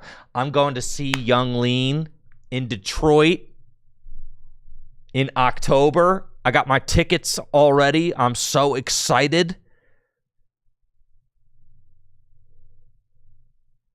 I'm so excited about that. Yo, you got to mix in the Raffi for the, for the little ones. You got, you got to talk. Look, Raffi is goated, all right? I'm just saying. Raffi just the greatest children's musician of all time. And I don't think it's, so yeah, Raffi kind of slaps. I'm gonna say, yeah, Skrillex's new album's not nearly as good as these. The new Skrillex album kind of just seems like a hard drive dump, though. Also, my son's got pretty good taste. He likes Alex G, so we joke that God Save the Animals is my boy's favorite album. That'll calm him down if he's all having a tough time or something. Gotta put on God Save the Animals. I'll chill him out.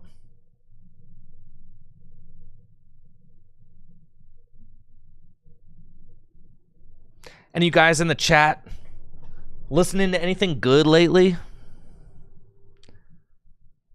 Beach House, definitely one of my favorite artists. I saw Beach House in Baltimore a few years ago. That was awesome. It's been a while since I've been to a concert. We saw Waxahachie. I'm trying to think of all the musical acts I've seen up here in Ohio. We saw Waxahachie in Cleveland. We saw Modest Mouse in Cleveland. I've seen Run the Jewels in Cleveland. We saw Beach House in Baltimore. Now I get to go see Young Lean in freaking Detroit, dude. I'm so gassed up. Natalie said that she will riot if he doesn't play Ginseng Strip. And I pretty much promised her. I promised my wife that he would play Ginseng Strip. Okay, he's gonna play Ginseng Strip. I promise you, he'll play Ginseng Strip. Okay, I promise. That's how I was able to rope Natalie into going to the Lean show with me. I may have promised Ginseng Strip on behalf of Lean for Natalie. So, yeah, Waxahachie show is fantastic. That was a wonderful show for sure. The Run the Jewels show is crazy. When I saw Run the Jewels there. I've seen Sufjan Stevens in New York. I went to see Sufjan Stevens. Sufjan Stevens did a doubleheader, a weekend doubleheader in Brooklyn to close out his Age of Odds tour. And I saw him. I went out and kind of camped on the lawn outside the venue the night before his final show. And then I listened to his whole set the night before. And then I was front row to his set on the final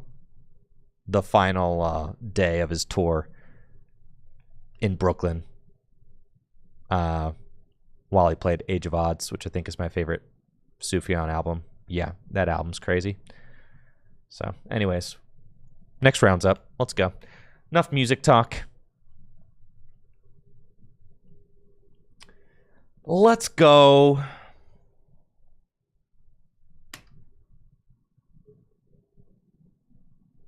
On to the next round, gamers. Yo, we've got a yellow sleeve mirror. Natalie asking, can we go see Soccer Mommy? I'd love to see Soccer Mommy. That sounds great.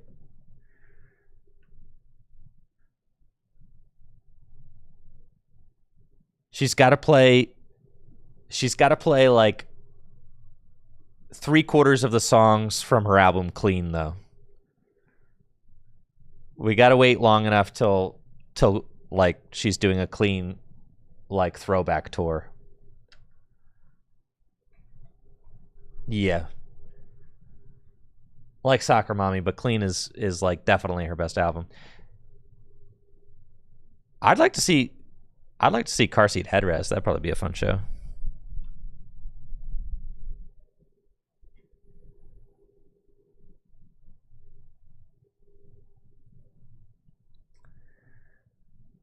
All right, we're on to round number 3 here at the Full Grip Games League Challenge. Looks like we've got another Gardevoir. We've got more Badoo. More Itchy Pollen. All that. Yo, what are you doing? Did you just jack up our stream game? Are you serious? Are you serious, Tony? Are you freaking serious? Are you freaking serious, dude? You're freaking serious? You've got to be joking me, bro. You're on camera, man. Everyone can see this.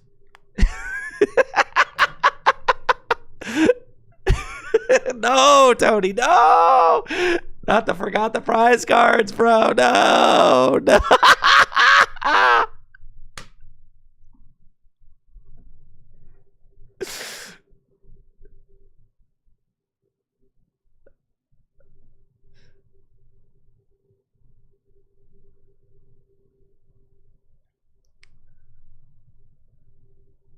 And we technically know what the top card was.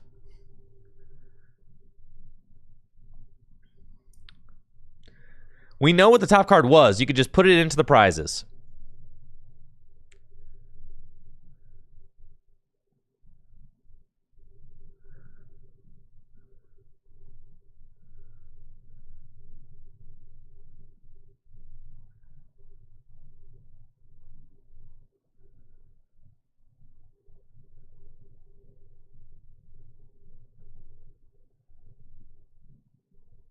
Wait, where did our judge go?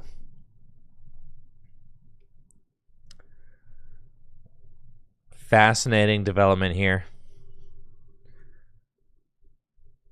I do think that this is the first time that I have commentated over a match where prize cards have been forgotten. So, always something new here. Never a dull day at Full Grip Games. Never a dull day, folks.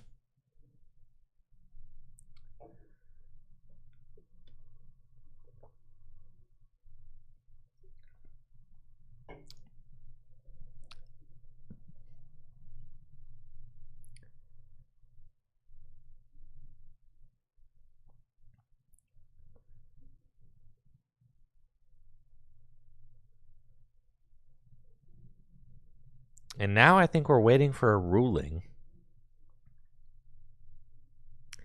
from a mystery judge who seems to have disappeared. So I think the stream is in limbo.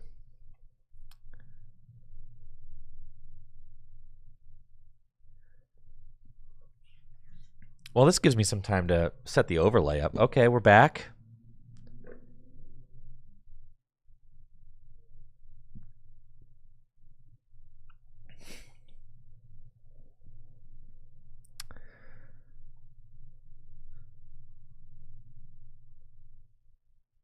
I like this solution. I wonder if it's a DPL, though. Kyle in there with the tier 3 sub and the 72 months. Thank you, Kyle. God bless. I appreciate you, dude. Thank you so much for the support and the sub. Hopefully you're doing well. And Swizzerton backing it up with 2,500 bits. Thank you so much, Swizzerton, for your continued support. Kyle, thank you so much for your continued support. Thank you guys so much for continuing to support the channel and for enjoying these streams. I appreciate you very much. Thank you. Okay, so we're moving. Things are moving. Things are in motion. Things are in motion that cannot be undone.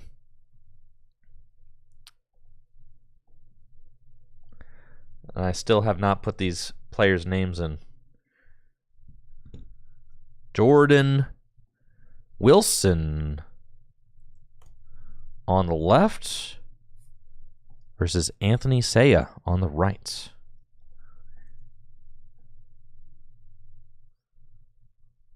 And we are going to have a game on our hands here, folks. Time to let the gamers game. Let's go.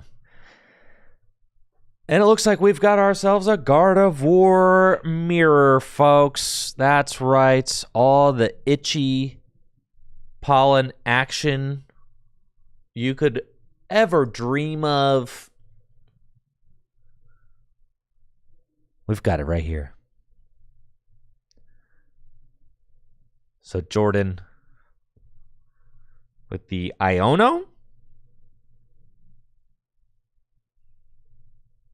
Both players going to get 6 new cards. Badoo versus Badoo. Itchy Pollen versus Itchy Pollen.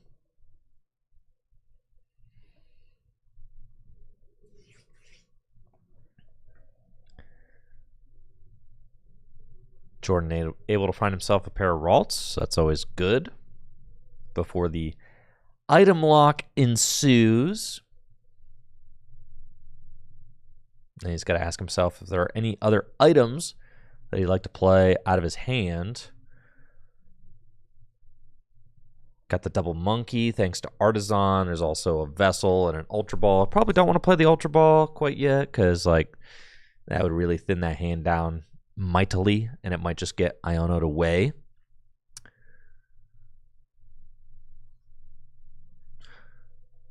Kirby Rocks asks, have I talked about the effect Badoo has on the game? I don't think the Badoo is really a problem with the game.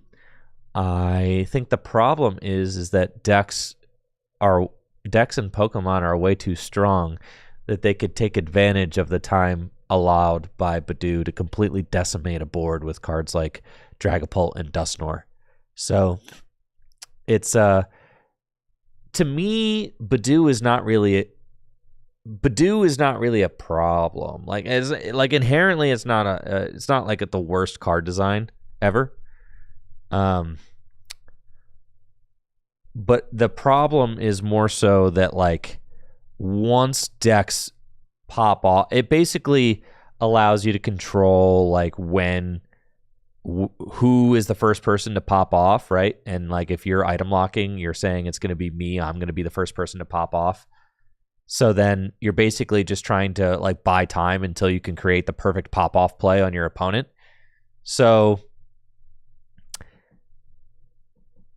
to me, the pop-offs are too strong.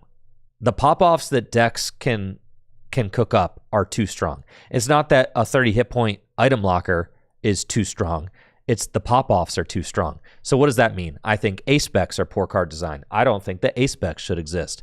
I think that Dusknoir is a huge problem, and I've been saying that for over a year. So Dusknoir, or not over a year, since it was released in Shroud of Fable, so since the fall.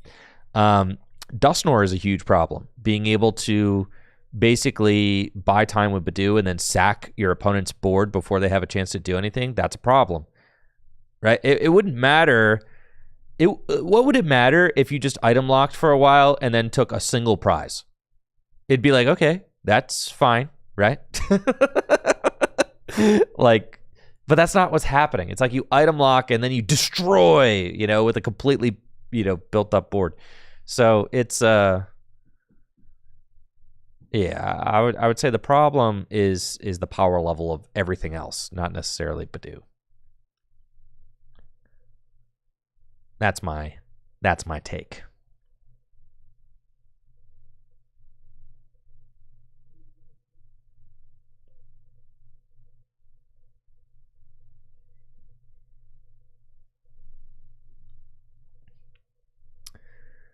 So we got some more itchy pollen going back and forth. Everybody getting a little itchy up in here.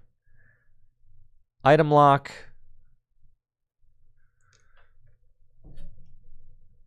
Jordan, do you mind using the white dice that I have there? Thank you. Wonderful.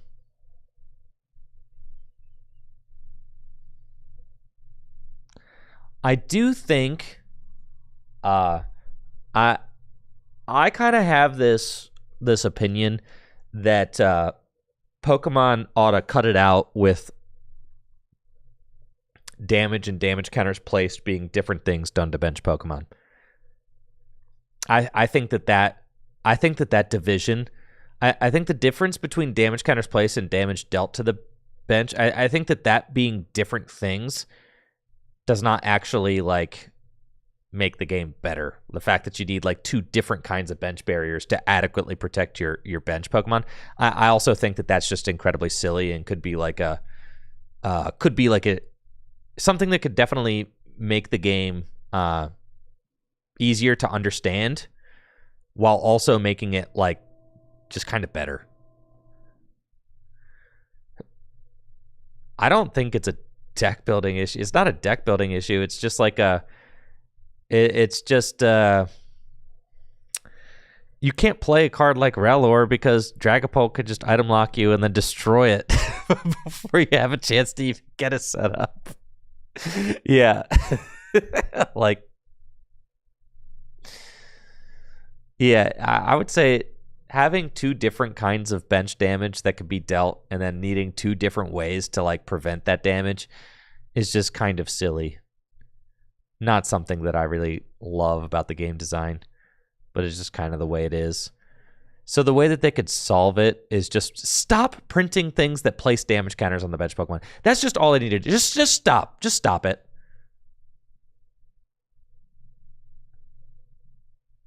Just stop. Stop printing things that place damage counters on bench Pokemon, because they just have been printing a ton of it. They've been printing a ton of both, actually, which is just kind of, annoying. There are lots of Pokemon that place damage counters on the bench, and lots of Pokemon that deal damage counters, deal damage to the bench, and there's two entirely different things.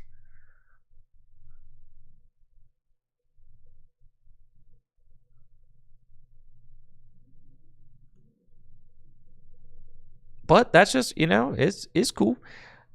The thing about standard format is what defines standard format is change. It's just always changing.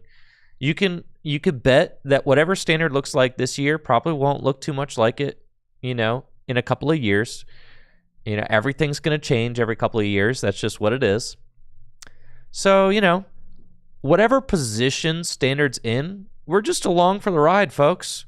I try not to get too caught up, saying standard should be this, standard should be that anymore. Like, I definitely was getting that way during the Sword and Shield era because, like, I felt like it was ridiculous how simplified the game got during the Sword and Shield block. But, you know, now it's like, it's at least, it's way more complicated than it was during the Sword and Shield block.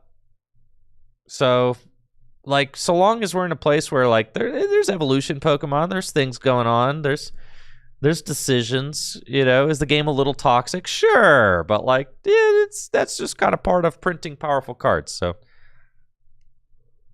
that's just what it is.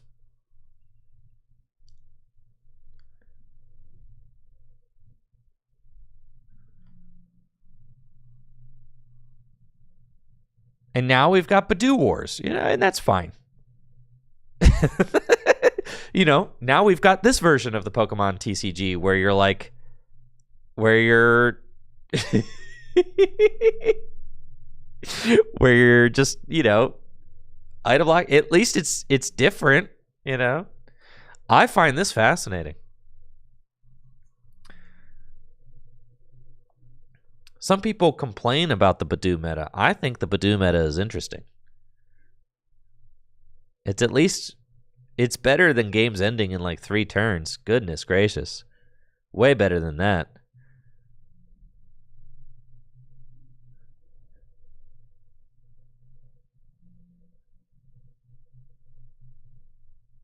The formats where, I mean, you guys remember, like, Radiant Greninja is just such a toxic card. Dusknoir is such a toxic card. I mean, the cards that just, like, blow up your opponent's board instantaneously are just, those are the cards that I think are the most toxic. Badoo is not nearly as toxic as cards like Radiant Greninja and Dusknoir. I actually thought Radiant Greninja is one of the worst designed cards in the modern history of the game, for sure. That card is way too powerful.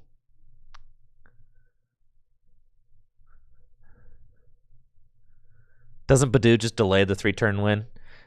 Yeah, you know, maybe, but I'd still prefer it.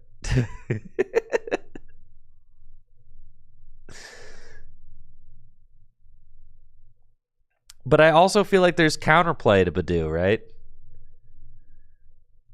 You can build your deck to be better under Badoo item lock or worse under item lock.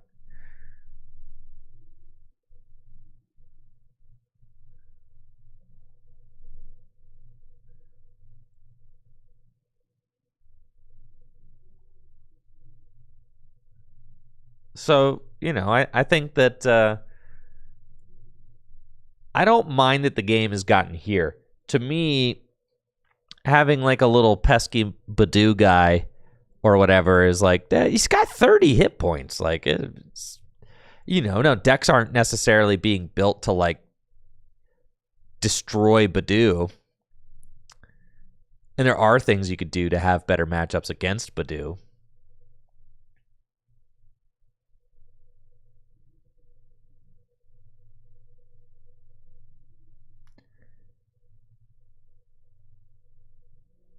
Yeah, I don't know. The item locking doesn't make me terribly mad.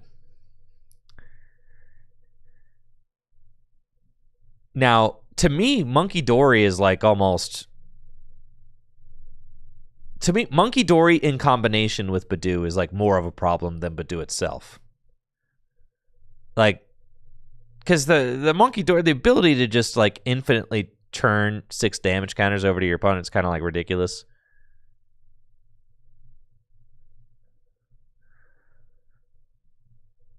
So yeah, Monkey Dory is like also kind of like an issue.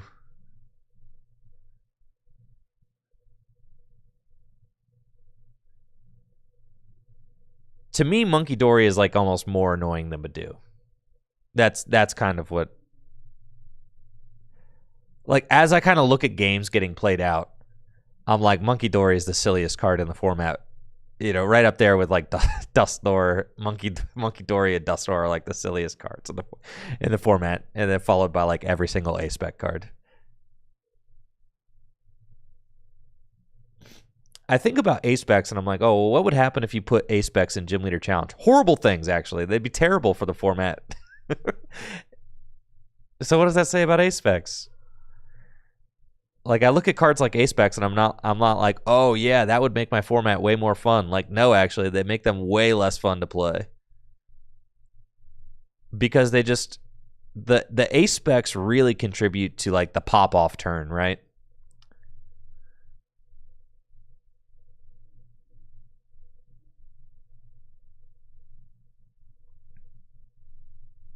And I feel like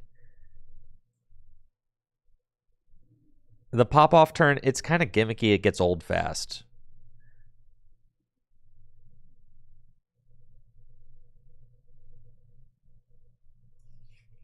So yeah, not a huge fan of the Ace Specs.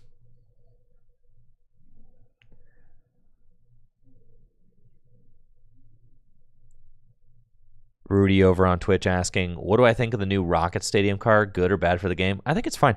The thing is, and this is kind of like a design trend that Creatures has been doing lately, is that they'll just print like kind of very strong cards, but then limit them by making it so that they can only be used with the gimmick that they want them to be used with.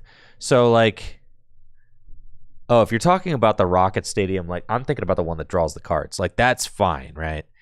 The Rocket Stadium that draws the cards, like that's not a problem at all. Like, you know, they're just going to print ridiculously power stuff to try and make their new gimmick like actually work. And then like they just won't let you play any of those powerful cards with like other decks. Think of it like Future Booster Energy Capsule, right? It's like a Float Stone and a Muscle Band.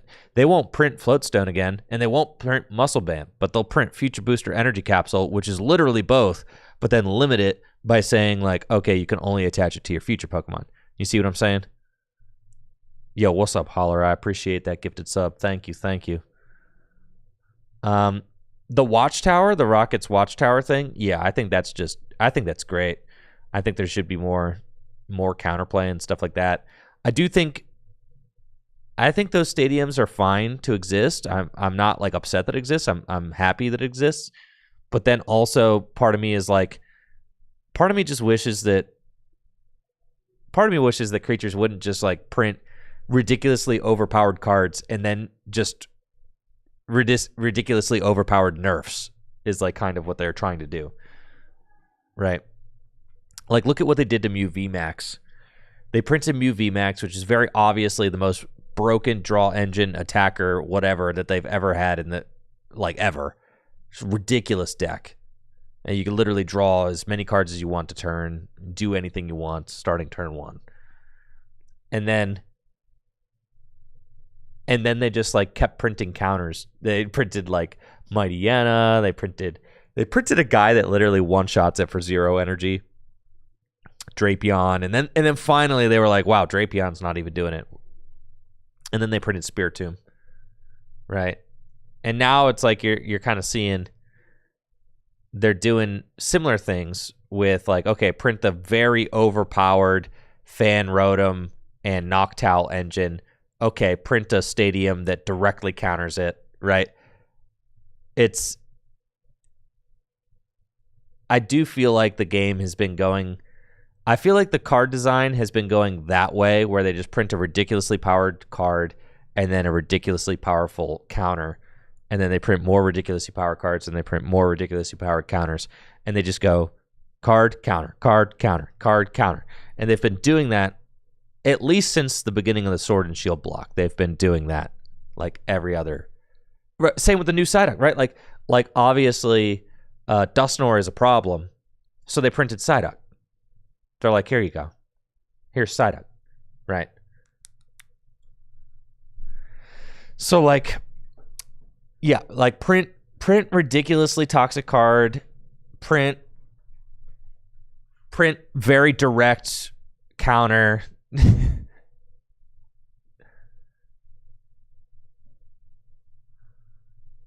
Yeah. So, it is what it is. That's just kind of how the game goes these days.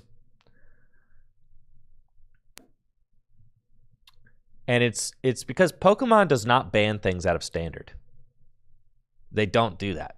That's just not how the game works. It's not how the design team operates. They do not ban cards out of standard. They have only ever done that once, and it was Lysander's trump card, which is like the worst design card in the history of the game.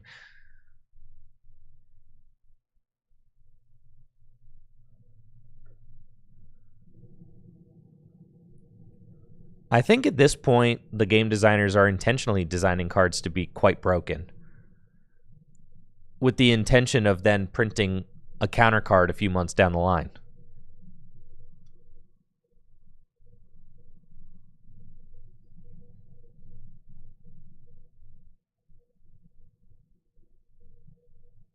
Like they're like, you know, like they'll be like, whatever, let's just make this like really sick. Let's make everyone want to get it, and then we'll just, you know, and then we'll let it, you know, kind of run rampant for a few months, and then we'll start releasing some counter cards, and you know, people start playing other things.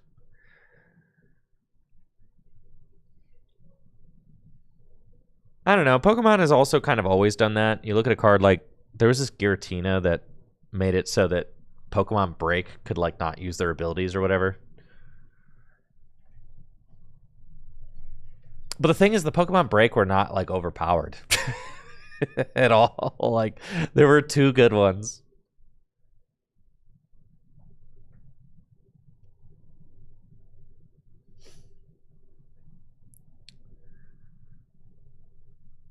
But it is what it is. That's just game design, though. That's just how things have been going lately. You know, print powerful card, print powerful counter, print powerful card, print powerful counter. Like, listen, they've been at it for like 30 years, right? And the cards never stop coming out. They never stop coming out. It's kind of fascinating. I think that game design is fascinating. I do. And I think that I think about it all the time. And for me, like, it doesn't do a lot of good to just like kind of complain about wherever the game designers are taking the game, because like that's just, you know, they kind of been around the world and back. Like they've been designing Pokemon cards for 30 years, and the game has to constantly evolve. It has to constantly change while also remaining familiar. And how do you make a game constantly change while constantly remaining familiar? It's like impossible. So, and then you also have to like, you know, hit quotas and please corporate with your, you know, with the sellability of your product, with the, you know, the popularity of your products. You have to make corporate happy and sell lots of booster packs as well. So like there's a lot of pieces to the equation. As long as we end up with a playable game that changes, you know, that's just what it is. Is the game playable? Yeah, I'd even say it's like, it's a pretty decent spot right now.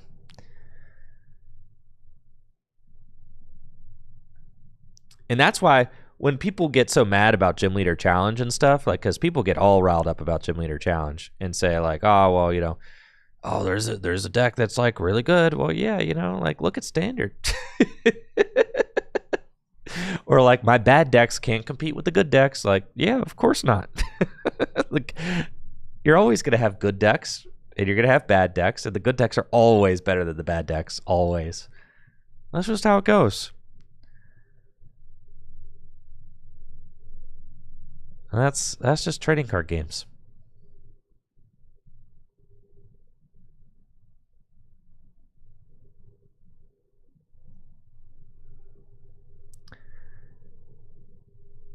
But to me, you know, it's interesting watching where Creatures takes the game design over a long period of time, and being able to look back and say like, okay, well, these were highs in game design, these were lows in game design. Like, I'll even play, like, I'll still play. I still like Pokemon cards. Like, I'll play the formats that I consider are like the worst formats. Like, I'll still play those. It's still Pokemon cards. I still like it.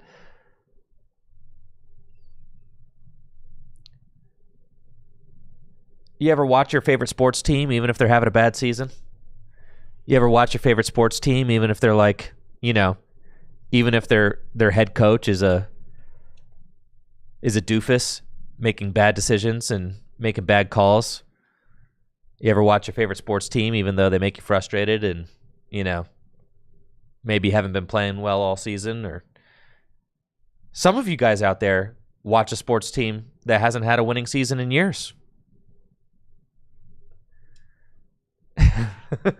So, you know, griping about the thing that you love, that's just part of being a fan, right? Yeah, griping about the thing that you're passionate about, that's just how you show your fandom, you know? That's part of being a real fan.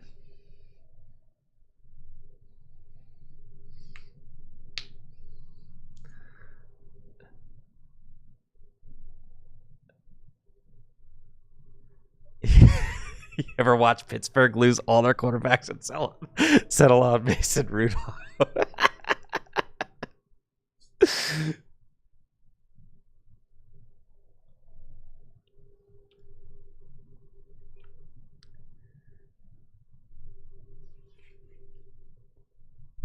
That's what I'm saying. Like, there's ups and downs. Anytime you're a fan of anything, there's like ups and downs in the fandom. That's just part of what it is. You kind of just come to expect that. So, as I've kind of matured with the game, I kind of just realized that there's going to be ups and downs. There's going to be times that are better than others. And, you know, just along for the ride. And I really do believe that having more ways to enjoy the game gives players a healthier relationship to the game. I think when all there is standard format, and that's the only supported format in the game, and it's the only one that anybody plays, is like, that can get tiring very quickly. But if you have other ways to appreciate and interact with the franchise, it's just gonna it makes things less tough when you're not exactly like jiving with a certain sector of the fandom, right? So like, say, you know, if I'm burnt out on standard, I can go appreciate any retro Pokemon TCG format, any classic format. I can go appreciate any Gym Leader Challenge, right? I could go play Gym Leader Challenge format and have a ton of fun with that. I can do limited challenges. I mean, I've been doing limited challenges with Heather on the Tricky Hideout YouTube channel. And that's something that I've been genuinely having a ton of fun with, is like the limited challenges that I've been doing with Heather. I'm working on a new Tricky Hideout video that I'm going to release this week, hopefully. I'm planning on having it done by Friday. That is the tentative goal. So, yeah, and this one is like, I think this might be one of my favorite videos that I've ever made.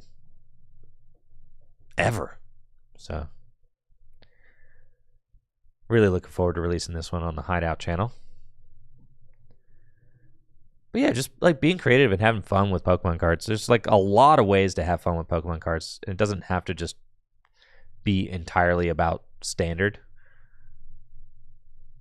You know, and I'm someone who's competed at, you know, I was competing for World Championship invites, you know, for a long time. So, you know, I've kind of done that. I've done that grind. I've experienced that. You know, before I was a World Championship grinder, I was a nationally competitive runner. So, like, I've spent a lot of my life trying to compete to be the best I can at things. And now I'm just like kind of enjoying the more casual side of my hobbies, you know. I'm enjoying the more casual side of Pokemon cards with things like Gym Leader Challenge format and with limited Pokemon card battles, the kind of stuff I'm doing with Heather on Tricky Hideout. I'm really enjoying Gym Leader Challenge. It looks like Anthony's gonna scoop it up. And Jordan will take the dub here in round 3. Yeah, cubing. Oh my gosh, very passionate about cubing as well. I've got multiple cubes built. I have 3 cubes. 3 cubes built. It's very fun to draft. That is one thing that I just kind of for me, it's like the one thing that I wish that Pokemon cards had is I just wish Pokemon had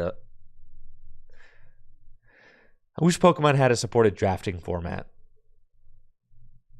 Like, or a supported limited format that wasn't as bad as the pre-releases are. And not to like, I'm not knocking the people who develop the pre-release products, because like the build and battle kits are like fine. They're fine. And they do a good job being what they are. But what I'm saying is like, I really love drafting Magic cards. Like, that's fun. But I don't like Magic. I don't like Magic the Gathering, even like as a game, really. Like, I know how to play and it's like fine to me. But like, I like drafting so much that I will go draft Magic just to build a crappy Magic deck. Yeah. Draft and sealed. Right. Because limited is just fun. Limited is really fun. You know, thank you, Matt Creates, for that Prime sub in the 2 months. And what makes limited so fun is that you are on the same exact playing level as everybody else that's competing. You are on the same foot. You are on the same exact. It doesn't matter if you've got a standard collection. It doesn't matter if you've got the most expensive Magic cards in the world. You are on the same foot as everybody else. And all that matters is your ability to think on your feet and develop a deck out of the limited resources that you have available to you. And that's just so fun. It's like and every experience is different, and you're playing with strategies that you probably haven't played with before, or maybe like that you haven't played with as often. It's cool. Yeah, limited lets you play every card in the set, unlike other formats where you have 2 or 3 cards in every set that make an impact and then everything else. Yeah, I agree. Yeah, limited, like, really, you get into using the entire set when you're in limited. So that's the fascinating thing about Magic the Gathering, is that Magic the Gathering, the entire sets are designed. They're designed with playability first. That's what Magic the Gathering, like, as a trading card game, the entire set is designed to be playable, right? Cards are designed for standard. Cards are designed probably with modern in thought. Cards are designed with sealed in thought. Cards are designed with draft in thought. So like all of these different formats go into the development of every single Magic set. And Commander, right? Cards are designed with Commander in mind. So every single format is like considered when Magic the Gathering sets are being developed. And that makes it really interesting when you go to draft Magic, because all of the random crappy cards that are in the Magic set like might have an impact in a limited format and things like that. With Pokemon, you have to make up your own alternative formats, which is what we've done here on Tricky Gym.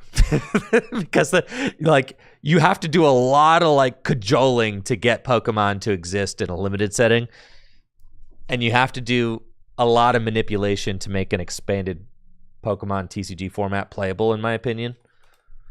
So like, you know, I'm still a big fan of alternate formats in the Pokemon TCG. I like Retro. I like Gym Leader Challenge. I like limited deck building challenges. Which is like the Pokemon Company does a lot of limited deck building challenges with like the Professor program and stuff like that, the Professor Cups and all that. But yeah, it's kind of just like the way the game's designed, right? It's just not. Pokemon as a game does not lend itself very well to being a limited game, and really the problem with Pokemon, like as far as being a limited game goes, is the evolution rules. Like the evolution rules are kind of like the biggest problem with doing limited. Because you can't just draft like a Zoroark and then play it. You have to also draft a Zorua, and it just makes the whole drafting process kind of like mucked up.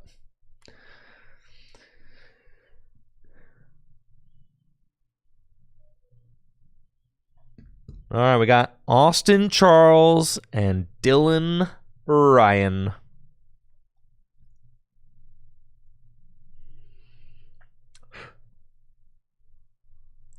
Both these players are 2-1.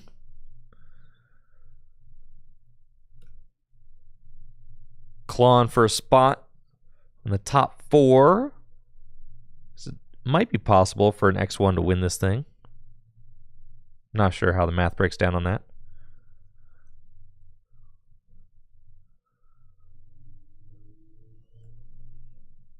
I'm gonna try and actually commentate over this game. All right, I'm gonna be completely honest with you guys. Yeah, the Badoo item lock, the last Gardevoir match, that I think there's a reason why we got kind of stun locked and started talking about other stuff. That was like watching paint dry. Okay, that is too much item lock, bro. Too much.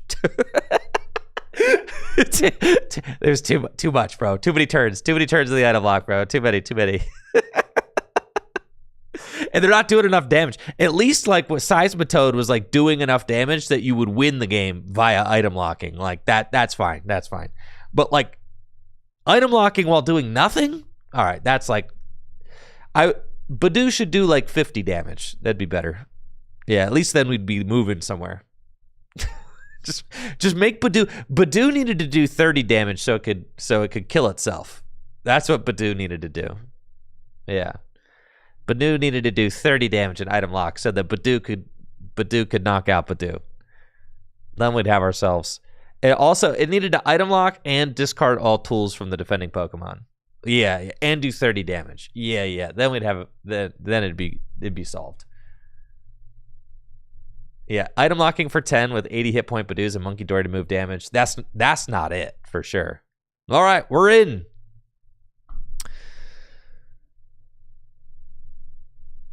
Here we are, round number 4 of the Full Grip Games League Challenge. And it looks like Dylan Ryan might be playing something spicy as there is a Chansey in play. Austin going straight for his Cornerstone Mask Ogerpon EX. Fan Rotom, Fan Call to set up the Hooters. And here we are with a board full of Hoot Hoot and a Cornerstone Mask Ogerpon. It looks like this is a Blissey deck. Indeed.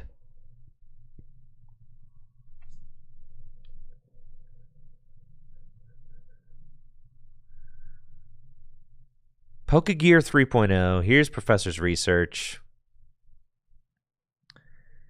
Dylan can discard his hand, draw 7. Got a nest ball in hand. Here's another gear. Maybe not satisfied with the research.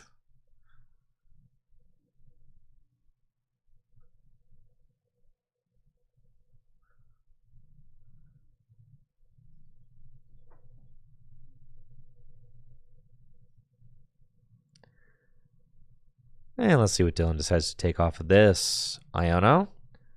Cool.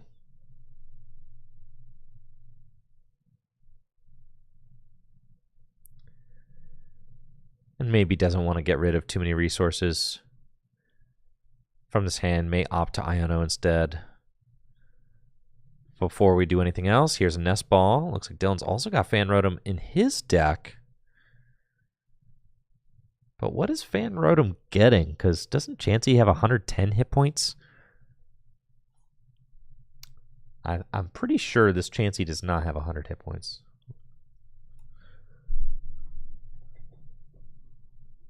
Yeah, this Chansey with the lucky bonus has got 110, so I don't really know. And here's a Cornerstone Mask. Yeah, I don't really know what the Fan Rotom in Dylan's deck is doing, but maybe he will reveal that to us. Because he's not getting it out of the deck. Is that the Hero's Cape? Oh yeah, dude. Yo, Cape on the Cornerstone. That's pretty hype. Did not hit an energy off of this, though. And just has to pass. Ooh, that's tough. Dylan drew like crap off of that. Let's see if Austin's got anything better. And he does. Yes. He's got Crispin. He's got the crystal in his hand. Sparkling crystal.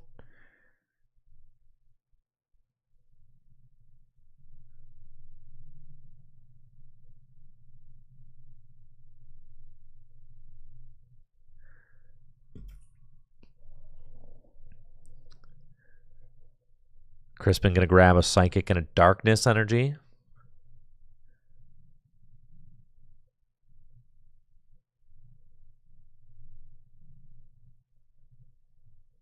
And Austin going to take a quick scan of the rest of his deck.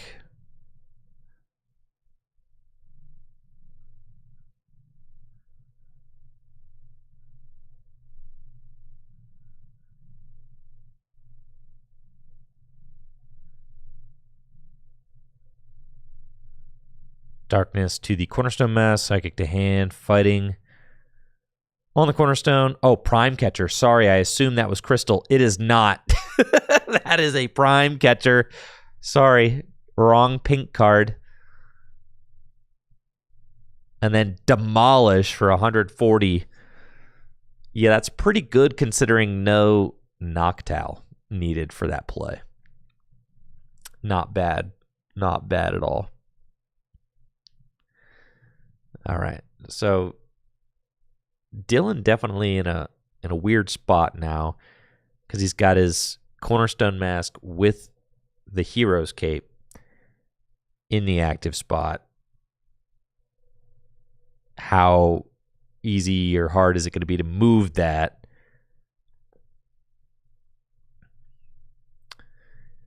The Cornerstone Mask cannot be damaged by... Oh, there's the Heavy Baton? Holy smokes. And I'm also wondering if there's Monkey Dory. Yeah, I'm wondering if the Cornerstone Mask is the only thing in Dylan's deck that can damage this Cornerstone.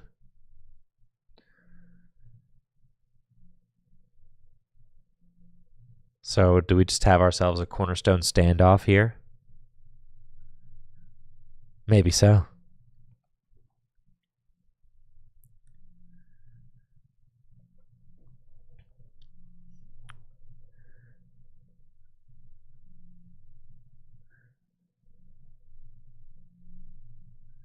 All right, fail the Artisan.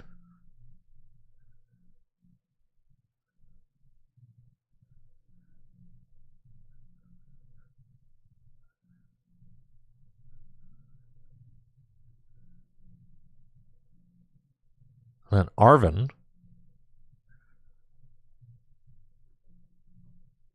We got Earthen Vessel and a tool card. It's going to be that Heavy Baton. The Heavy Baton, definitely a unique card. Makes sense when paired with Chansey. Chansey could pass energy back. It does have a retreat cost of 4. Earthen Vessel, discard another Arvin. Going to get some energy. Does look like Dylan plays a switch in his deck. So, I mean...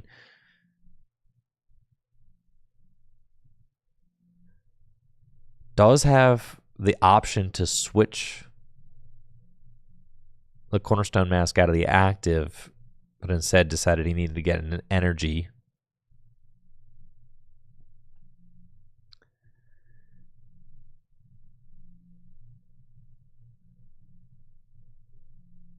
Let's see, Darkness Energy, that makes sense. You've got an Adrenabrain you can use.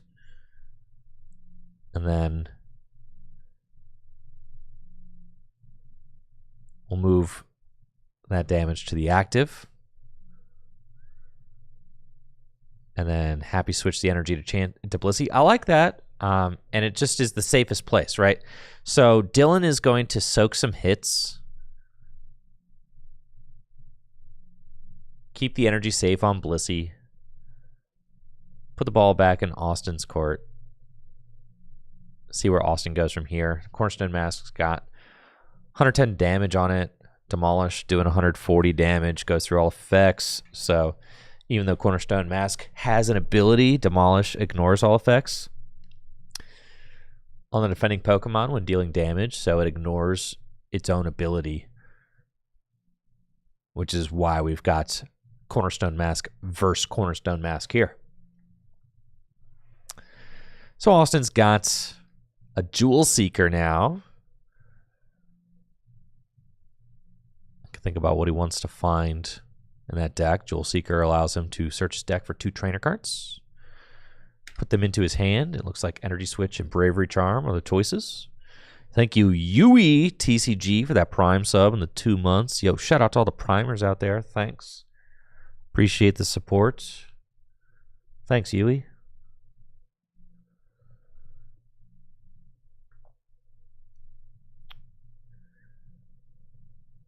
And then Ultra Ball, also going to get played.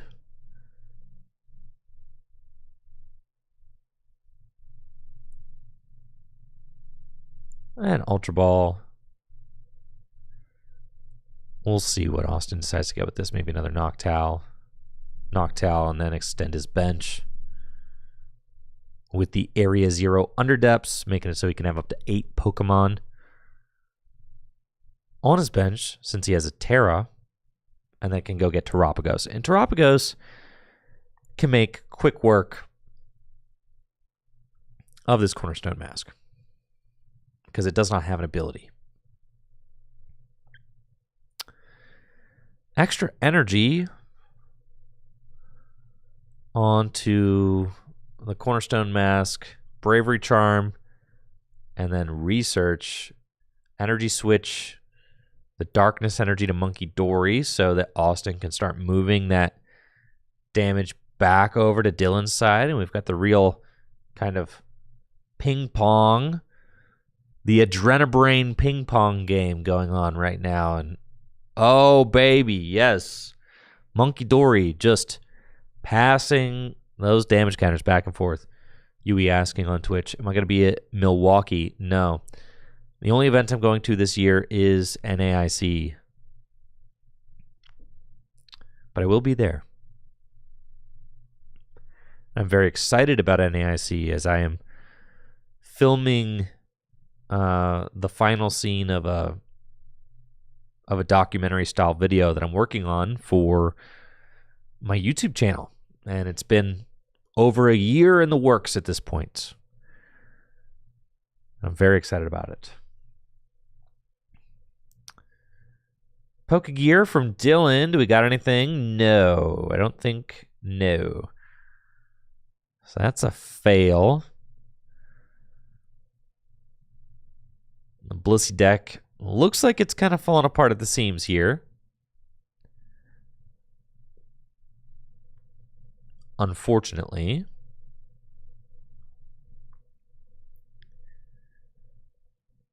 Everyone seems to have answers to the walls. Yeah, Dylan, like the best he could do, he's going to have a Blissey. He's going to have a Blissey that can attack like next turn after the Cornerstone dies. It's not great. You like have to keep attaching the Blissey. Maybe you pop the Darkness over to the Monkey Dory and say like, you won't boss me. You know, is that a greedy play? Yeah. But like, you know, what else you got? I think I go for the greedy play and pop that Darkness energy over to the Monkey Dory and move 30 damage off my Blissey. And then say next turn I'll move the energy back to Blissey. And then attack with Blissey, I think. But it's also easy for me to say that I would go for the greedy play because I'm not the one playing on stream right now. So, you know, I've got no skin in the game if that thing goes down. If that line gets punished, I could just be like, ah, well, you know, that happens.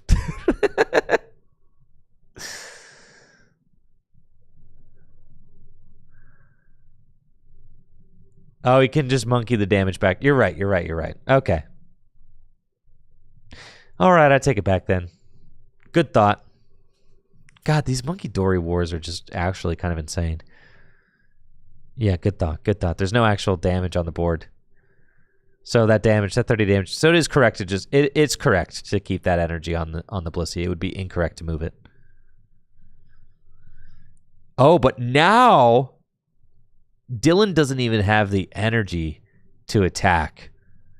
Oh, this game's a wrap, folks. Yeah, it's over, dude. It's over.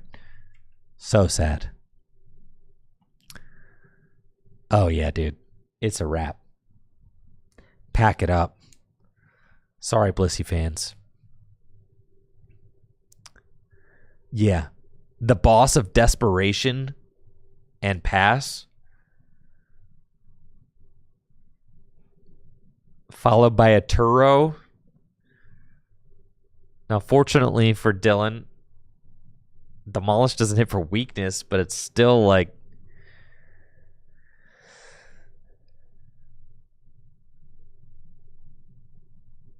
Yeah, it's... And right here, you're just seeing like the difference between playing Noctowl in your deck and not playing Noctowl in your deck. I mean, the fact that Austin can just unchecked go search his deck for whatever 2 trainers he wants every single turn just makes his deck like way more consistent than any of the wall decks or the Blissey decks are capable of being. I am excited that the Watchtower Stadium is coming out in the Team Rocket set, because I do think that Noctowl is an overpowered card for Terra Pokemon. I mean, 100% is, right? Noctowl is a ridiculously powered card, but that kind of like aligns with the design concept from creatures lately, is that they feel comfortable printing incredibly overpowered cards so long as they have some sort of limitation on them. Noctowl's limitation is that there has to be a Terra Pokemon in play. That's not much of a limitation when you consider that the basic Pokemon can be Terras, so like it's not really a limitation. You just like have to put a Terra in your deck, right?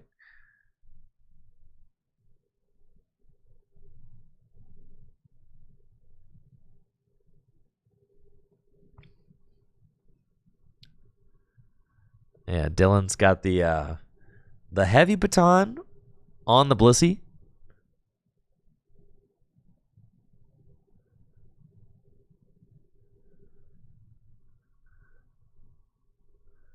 And it looks like Dylan is going to scoop it up. Yep. And that makes sense. Did not have too much of a board state going on. And Austin was able to take command of that game thanks to Noctowl and the Jewel Seeker ability. So, congratulations to Austin. Austin will move on to a record of 3-1.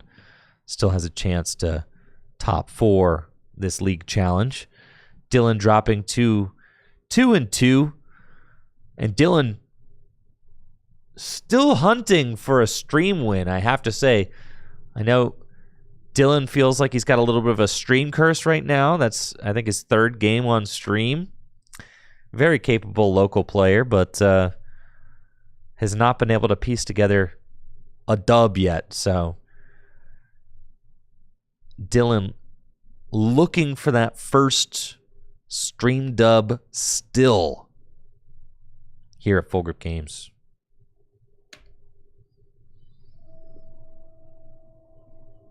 All right. Unfortunate there for Dylan. Unfortunate. Was not able to get those walls up and walling effectively.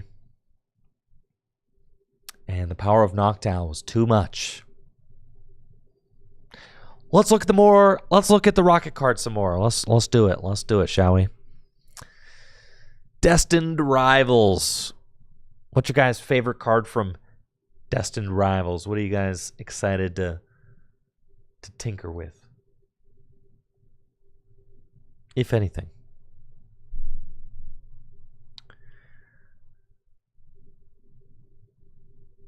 He's fun. Just the artwork on this guy is very fun. Look at him. Is he stealing Pokeballs? Really, Blipbug? That's what we're doing?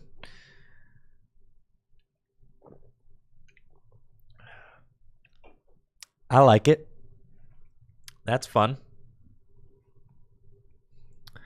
So Spide Ops, charge up, attaches basic energy from the discard pile to this Pokemon.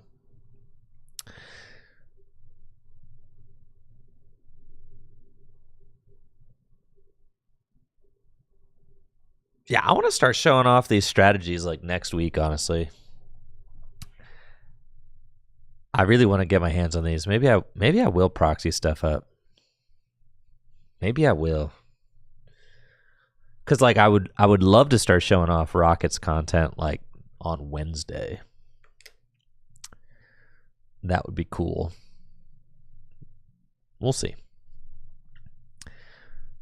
Arbaliva EX Oil Machine Gun.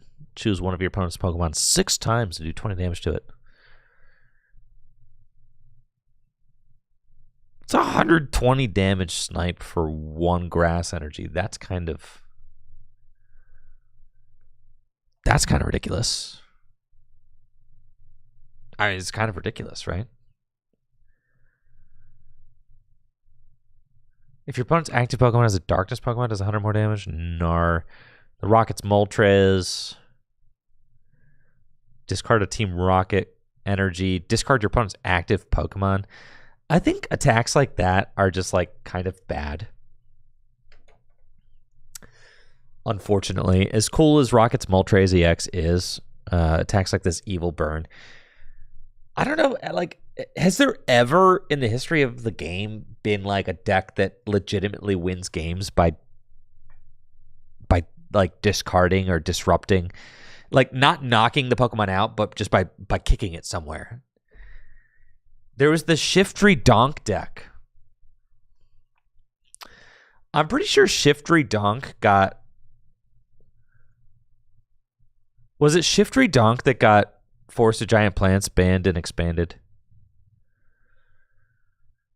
Because in expanded format, you could go like turn 1, Force of Giant Plants, evolve up into Shiftry, and then like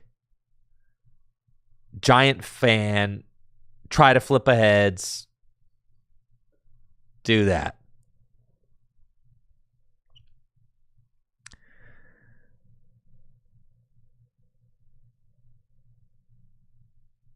Yeah. So I think it was this card that got Force of Giant Plants banned. Because, like, you could do that on the first turn of the game. That's obviously broken if you, like, donk your opponent that way. But these kinds of attacks are usually... Originally, it was Shiftry that was banned, but once Force of Giant Plants rotated, they banned it and unbanned Shiftry. They don't like to ban standard legal stuff. That's so true, Natalie. They don't ban standard legal stuff. They never do. It's true. It's true.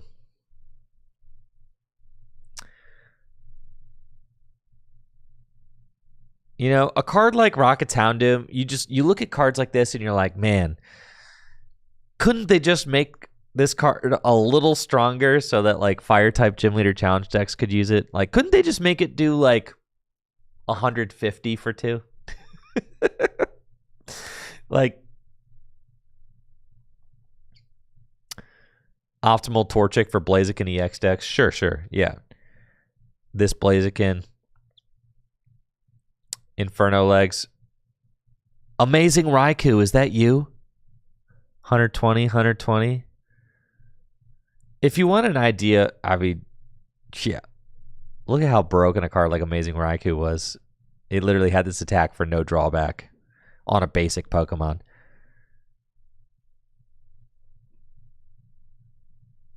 All right, is it going to be possible? All right, what if I build a deck around having a whole bunch of tool cards? What if Tool Drop is back, guys? What if Tool Drop's back?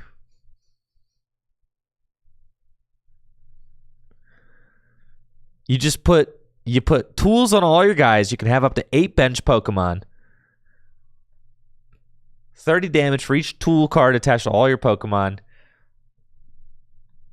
You could have 9 Pokemon in play. Isn't there like a Honchkrow V that's rotated? No, Rev of Room. Oh, yeah. There's Rev of Room. Yeah, here we go. Yes. Yes, dude. Yes. But double turbo energy is rotated. So you can't power this thing up. Thank you, Lampuerto, for that Prime sub and the 59 months. Appreciate you, Lampuerto. Thank you. All right. Rev of Room. Tune up. 4 tools. 4 Rev of Room is 16 tools. That's 480 damage. Yeah, broken. Obviously. Yeah, we're just going to play Crispin every turn, and we're also going to draw into all of our tools in the perfect order, and we're just going to lay them down on our Pokemon, and it's going to be invincible, and we're not going to have any problem setting that up at all. All right, but in Gym Leader Challenge, okay, think about, we got Entei.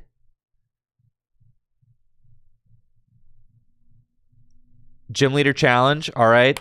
He could wear 2 tools. That's pretty good. And then he could have a tool. All right. And then you could play U-turn board, which comes back to hand if it gets discarded.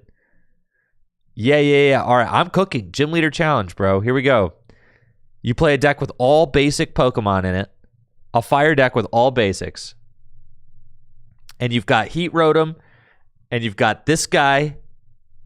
Wait, if you play this Entei, you can't play the good Entei. You can't play the good Entei.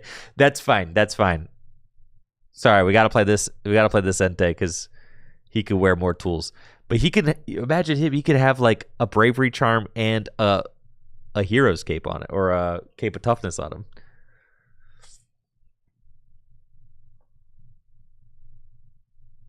And you get to Gadget Show. So in Gym Leader Challenge, you could Gadget Show for you could have 6 Pokemon in play, 180 plus 1 more because of the Entei, 210. You could Gadget Show for 210. I'm just saying, dude. You could Gadget Show for 210 in Gym Leader Challenge. That's crazy. 210 for 2? That's like the best attacker the Fire has. Even if you've only got like 5 tools in play, it's still the best attacker Fire's got. Listen, Fire doesn't have a lot of good attackers in Gym Leader Challenge, okay?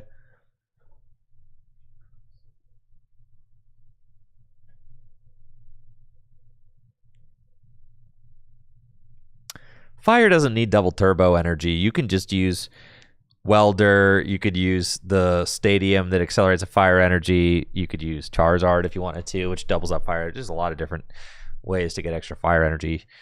If we're talking about my all basic deck, you can play Max Elixir. You play TM Turbo Energize.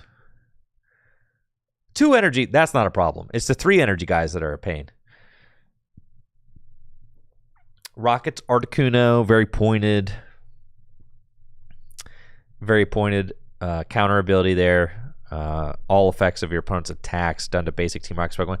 But it doesn't stop like Dusknoir, though. So that's why I think it's kind of annoying how many different ways. This is a really good artwork, by the way. I have to say, this Articuno artwork. This Rocket Grunt is a goofy goober. Okay, I don't know about him, but like, yeah, the Articuno looks tough, though. That's a very cool looking Articuno. I don't know. I can't say I know who this Rocket nerd is over here with the goatee, but yeah, this Articuno looks tough, though. That thing is sick. Those are some talons on that guy. Very well-drawn Articuno. And would you look at that? It's because it's by Arita. Arita is the Pokemon TCG illustrating GOAT. I have to say. I just think he is, dude. I think that Arita just has like the most impressive portfolio out of any TCG illustrator. It's just like anytime I'm looking at a card, I'm like, wow, like this illustration is like really, really like next level. And then I take a look down, I'm like, yep, it's Arita. Yeah, the cloud. It's the clouds, the sunset, the eyes, the composition, everything here is just like really, really dope. Like that is a sick looking Articuno. Love it. Huntail. The Huntail Gorbis stuff is like kind of cheese, if you ask me. Yeah, I don't really see this doing anything. You're going to see some silly decks on YouTube pop up using this stuff, but I don't really think it's that serious. 30 damage for each water energy attached to this Pokemon. And you could attach as many water as you want from hand. You literally evolve from a Clamperl that has... okay, most Clamperl got like...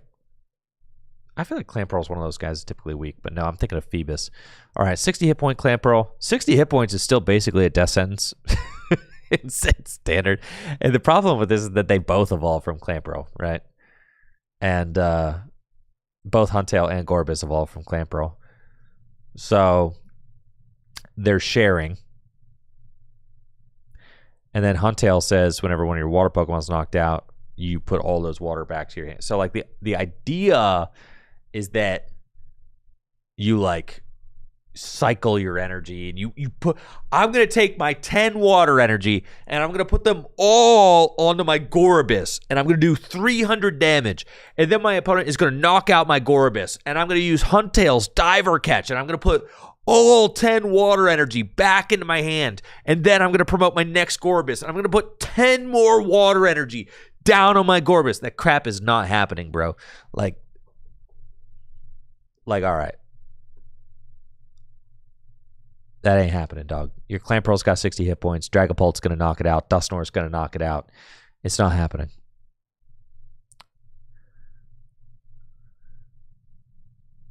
Freezing Timber, 2 or more grass energy attached. That's a mean qualifier for an attack that costs 3 water and a colorless.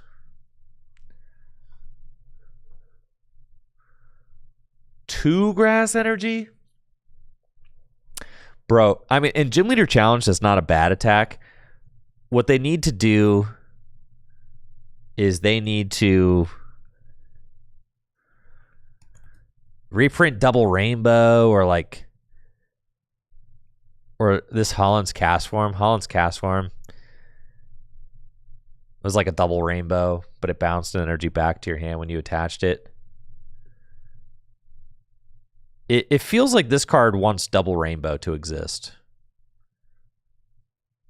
Double Rainbow is like it's a double rainbow, exactly as it sounds. It's 2 rainbow energies combined. Combined as one. They decrease the damage you deal by 10, and they can only be attached to evolution Pokemon. So, yeah, Obama Snow would like that. So Titan EX, when your opponent plays an item or supporter card, prevent all effects. Yo, Primal Groudon, is that you? Crush Press, discard Stadium. Primal Groudon, holy crap, that's you.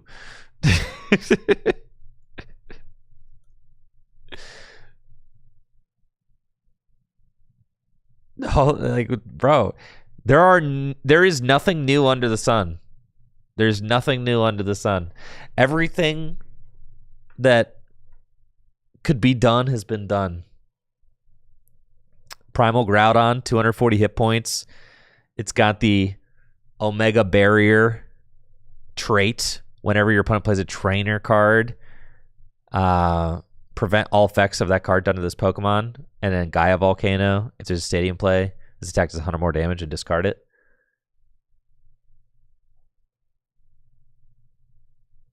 That's looking to me like that's like the same card. That is the same card. I tied against Ross Cawthon at the 2015 World Championships. I tied Ross Cawthon playing Primal Groudon. I was playing Night March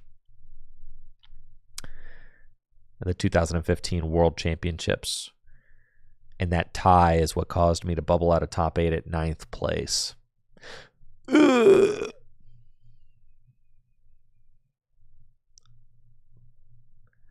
Zapdos. That's a nice looking Zapdos.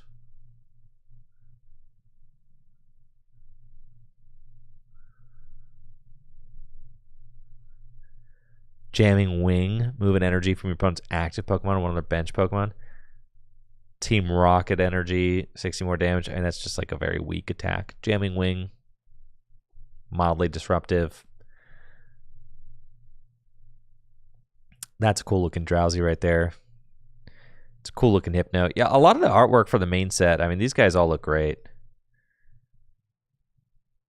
I love that. This Mareep is like really good.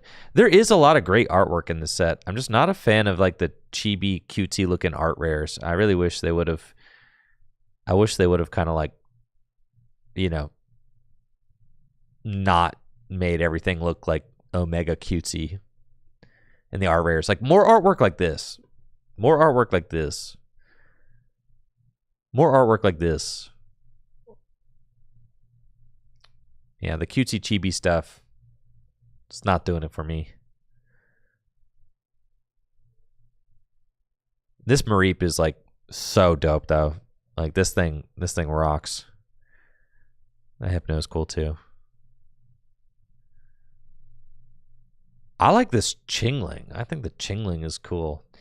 I just kind of like what they're doing with the baby Pokemon in this block. You know, babies. The baby Pokemon have a long history in the Pokemon TCG of being kind of annoying. And also a long history of having 30 hit points.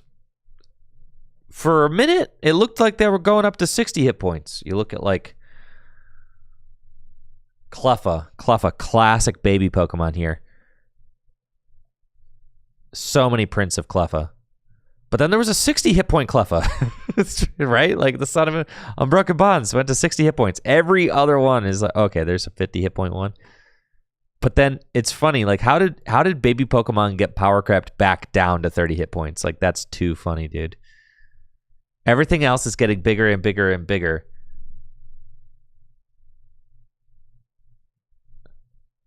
Tyrogue is missing, yes. Yeah, Tyrogue. What babies are missing? Tyrogue hasn't gotten a print, but this Chingling is cool. Discard a random card from your opponent's hand. I think that's just fun. That's sick. All right, looks like we've got the next round going up. Let's go. Next round, gamers.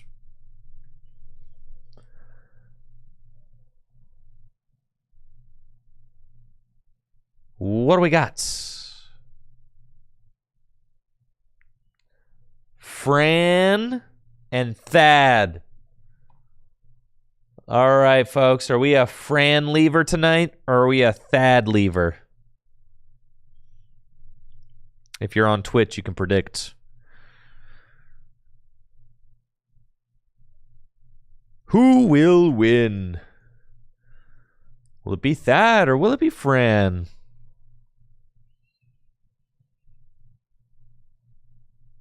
Give you a couple minutes. I don't know what Fran's playing. Let's see if you can get some info from watching her shuffle. There's at least a Grass Energy over there. And a Sada. Okay, I'm thinking it's Bolt.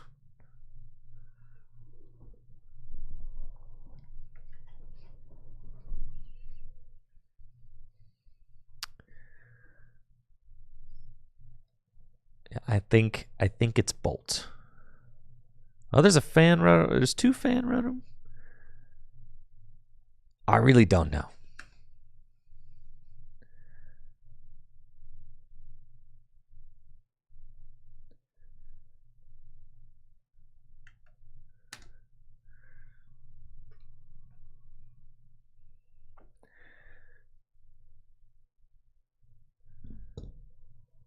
Thad is 301 and Fran is 31.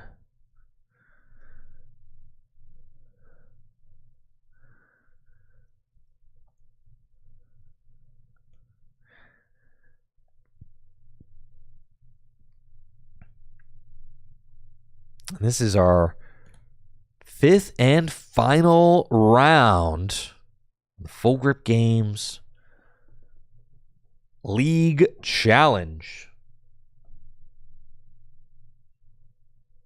Wahoo.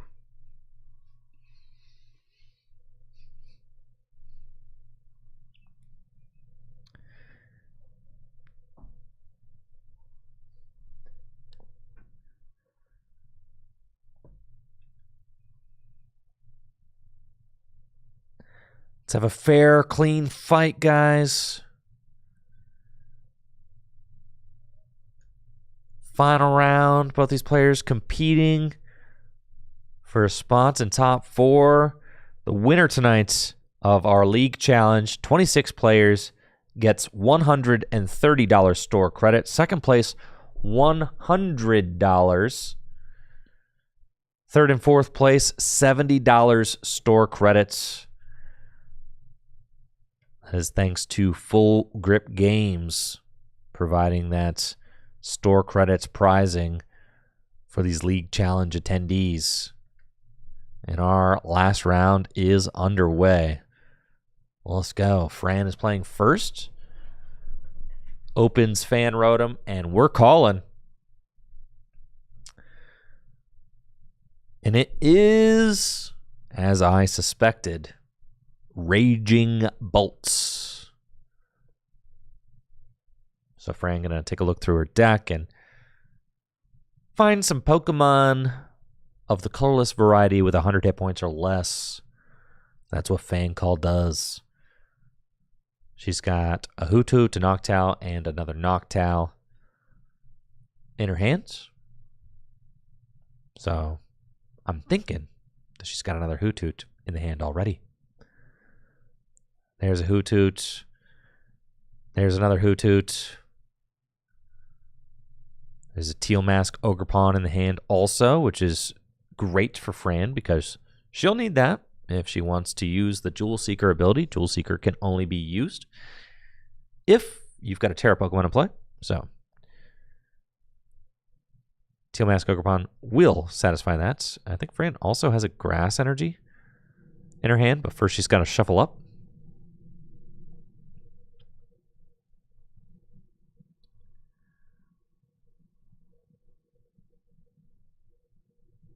And then she can use Teal Dance to draw a card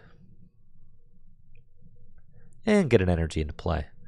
That's got a Mew active, so he'll be able to pivot into Badoo real easy.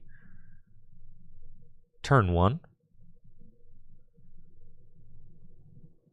But with Fran having Fan Rotom, I mean, Fan Rotom could make quick work of a Badoo. Fan Rotom's already in the active spots. I do think Fran should take this opportunity to play the Nest Ball for sure. Get a Raging Bolt into play. Because she might be item locked this next turn. Does not play the Nest Ball. I think that's extremely risky. Thad's got a Zorua and a Ralts and an Iono.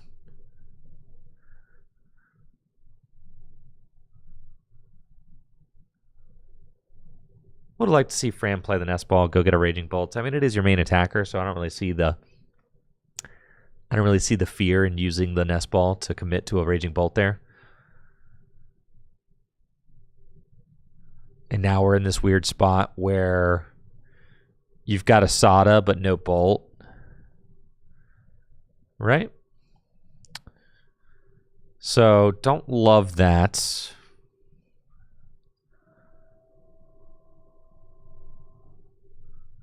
We'll see Thad is going to play a Nest Ball of his own.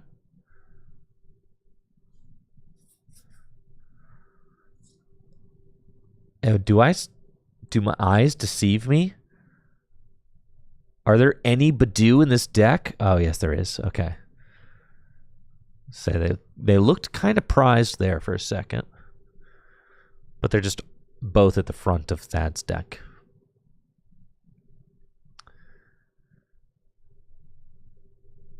The world when all Badoo are prized. It's Utopia meme.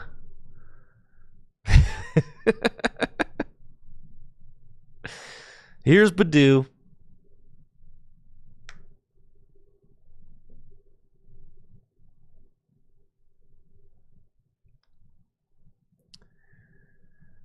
And Badoo is going to be using that Itchy Pollen.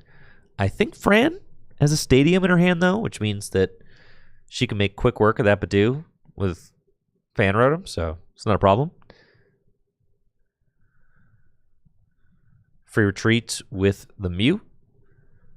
And man. It's about to get itchy up in here. Oh, with the buff from Bravery Charm, Badoo not going to get one-tapped by that Fan Rotom after all.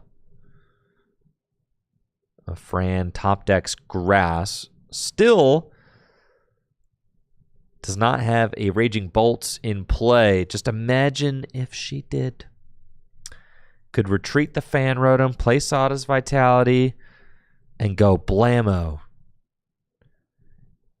Fran, don't even think about playing that Ultra Ball, Fran. Okay. Thad here to stop it. Great. The Fran Clan. Oh, man, that's great. That's great, Stellar Wish Gaming. Thank you. Finally, the Fran Leavers have a real proper name. The Fran Clan. Love it. All right, so you've got another Teal Dance you can use, sure.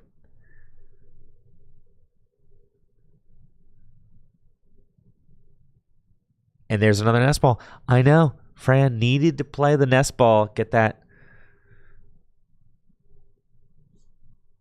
Raging Bolts. But I guess Fran could retreat and take a knockout with... If you use Crispin and search your deck for like a Grass and a Lightning and accelerate the Grass. Or a Grass and a Fighting. Yeah, you could actually just take the knockout with Teal Mask. That does put pressure on Thad. For sure. So Crispin going to allow Fran to accelerate one of those energy. And then she could still like attach somewhere else for turn if she wants to. Because she got the 2 free attachments with the Teal Dances. Grass going on to the Teal Mask Ogre Pawn and then retreats. Oh, yeah. That's 120 damage from the Myriad Leaf Shower. For the knockouts, Pal Pad off the prizes. And now Fran has an answer to Badoo. So no more item lock. This is how you deal with the item lock right here. Just get an attacker up and just start moving.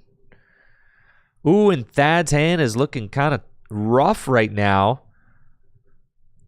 Gonna Mew for 1. Finds Ultra Ball.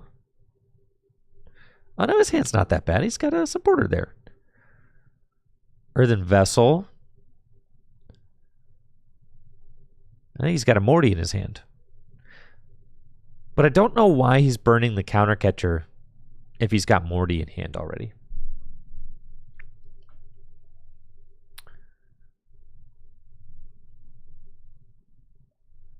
I do feel like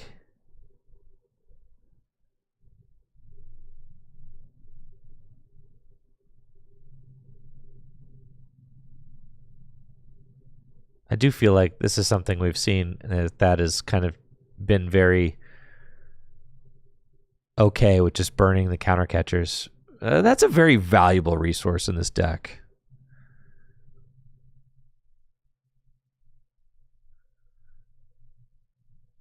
Oh yeah, this Hootoo's got a retreat cost of 2. All right, that counter catcher's not as bad as I thought it was. A 2 retreat cost? Hootoo? That's just ridiculous. Why is this guy so fat? He's got wings. You gotta be kidding me. The extra 10 hit points comes with an additional retreat cost? It's absurd.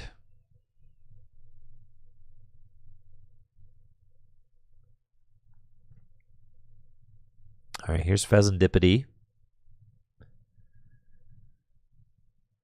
Fran's got items in her hand that I'm sure she'd like to play. So yeah, the counter catcher, I take back what I said about the counter catcher. Now that I know that this Hoothoot has a retreat cost of 2, yeah, that's a fine target, especially if you're item locking this turn. That is like very valid.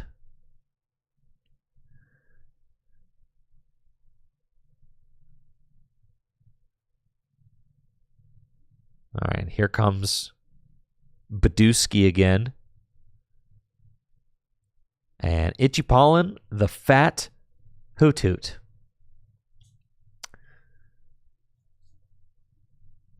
Let's see what Fran does about this. She's up a prize. Still, I mean, I don't think she could do anything. I think that's literally like a pass angle. But imagine if she had a Raging Bolt in play. She could play the side. I know. Fran, missed opportunity to get the Bolt on turn 1. Now has to attach to Hoot Hoot and pass. Thad, however, does not have, like, no Curlia. There's a rare candy, just found rare candy, but no Curlia in hands, or no Curlia on board. So, you know, Fran might actually be able to retreat this Hoot Hoot.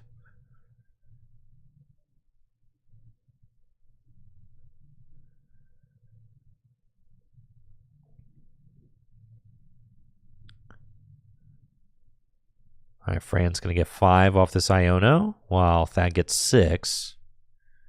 And there is a Raging Bolt, but the rest of this hand is kind of items. And then there's a Judge. Thad finds the Curlia and slams it.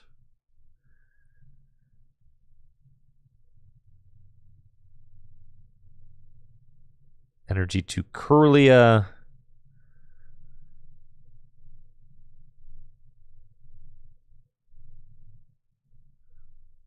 And then item lock. Well, that's, I mean, and that's the thing, is like, that's a good top deck. Yeah, but now you can't bench your Bolt. So it's kind of tough. It's fine. Who cares? You've got Teal Masks. You're chilling. Judge, knockout. Yeah. Fran's got this.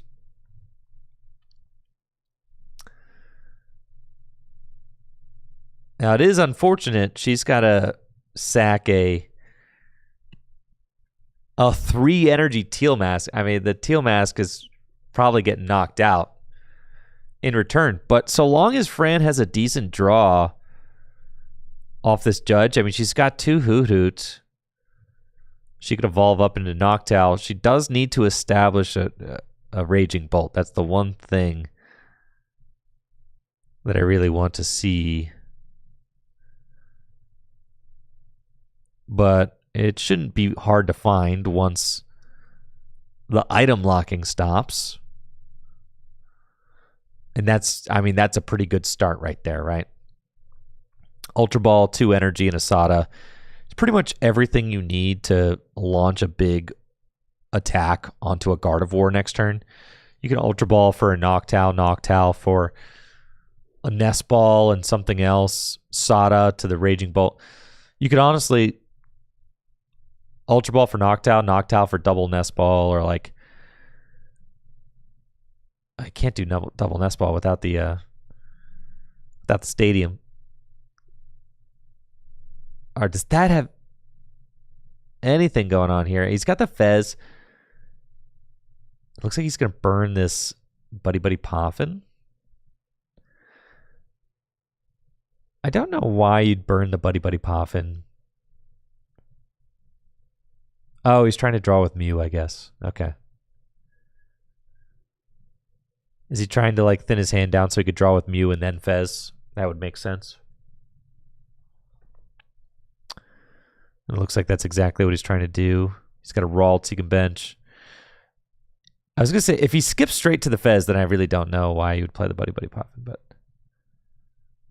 yes, okay. So he's going to bench, go Mew for 1. Right, so he's just trying to maximize his draws with Mew. And then Fez for 3. Finds Jacques. So does have Guardy. And Zoroark. So, I mean, that's just like really solid. You can Jacques and get Guardy and Zoroark. Just like really good. Then you've got that draw. You've got your attacker. You got Monkey Dory's already got the darkness energy on it.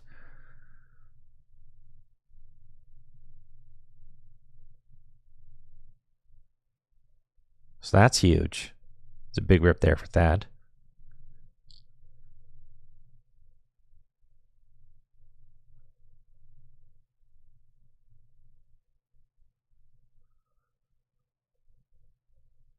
Here's Enzorark, Gardevoir, and now we could see a trade.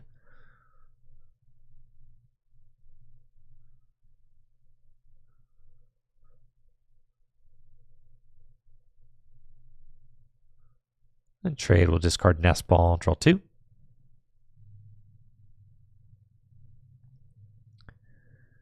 And it looks like there are maybe 2 Psychic Energy in the discard pile. It's just enough to attack with Gardevoir. And then with Monkey Dory's Adrenabane ability, Thad can move damage counters onto one of Fran's Pokemon. He's eyeing up this second counter catcher, but I really don't think he ought to play it. That's his last one. So I think he should hang on to it.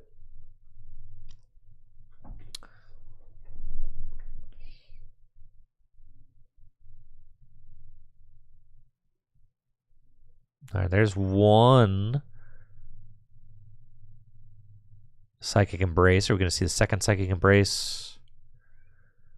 Or is Thad maybe considering going in with Screamtail this turn? Try to force Fran onto an odd price. I think Thad has to go in with Screamtail this turn, right? Because Thad doesn't have another Ralts down. So yeah, it's got to be Screamtail. Thad's only got... Thad's only got 3 Psychic Energy in the discard pile, though. So, like, the Screamtail is doing, 120 damage to a bench Pokemon? It's not like...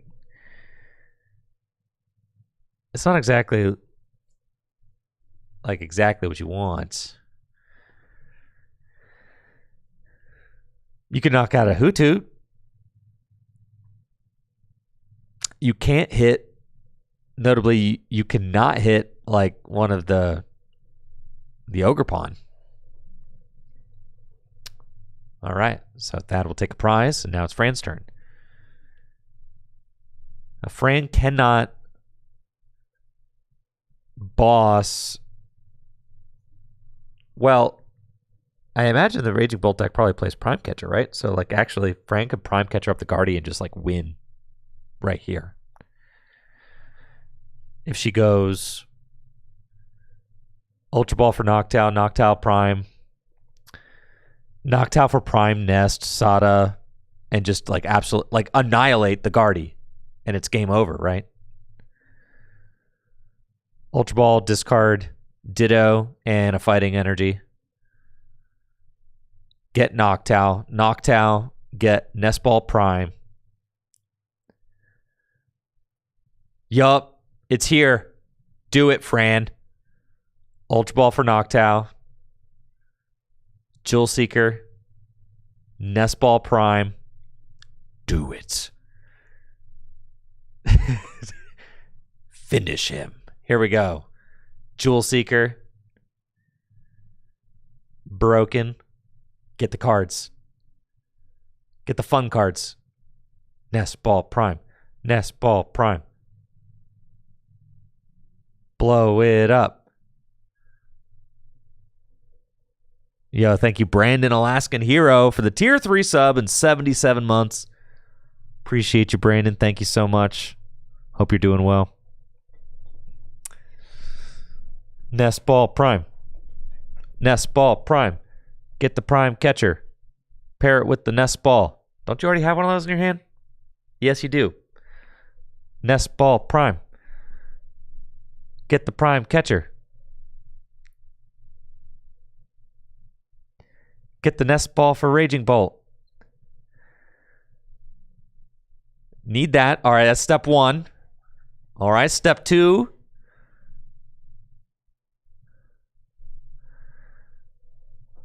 I think Fran might not have a Lightning Energy in her discard pile. That could be a thing. I don't know.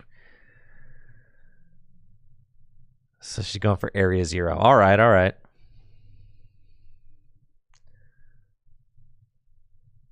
Yeah, I do think that maybe she hasn't seen the lightning yet.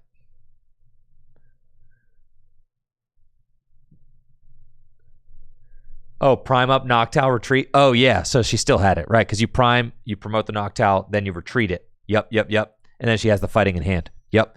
So Nestball prime, I think, was still correct. Yeah. I think so. I still think Fran is in a exceptional place this game. I think she's so far ahead. Well, her board state is really good, and the fact that Thad couldn't remove enough energy next turn is kind of crazy.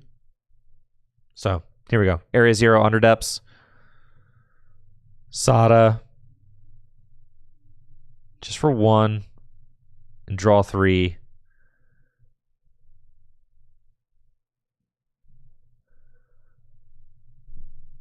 She found the Prime Catcher, but not the lightning energy. But she could still prime. Okay, she can prime up the Gardevoir, retreat the Noctowl, and energy retrieval it back. She still has it. But she doesn't see it. She does not see it. So she has to retreat.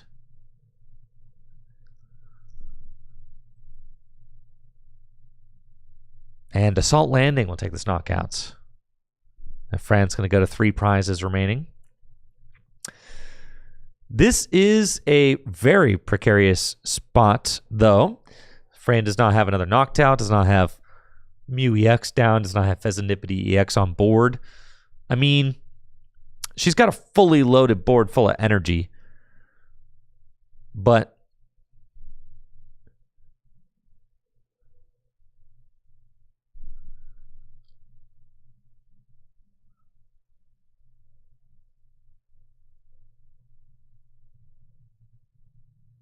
she's got a board full of energy, but definitely could get the hand disrupted.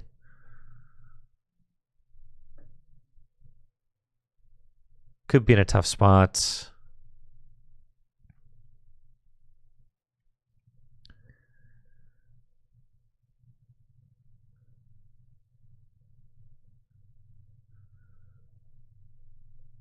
Okay, so let's see. Thad going for the secret box.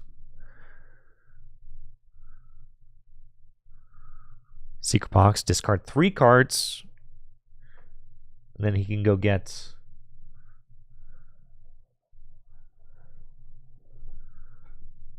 one of each kind of trainer card out of his deck. Supporter, an item, a tool, stadium.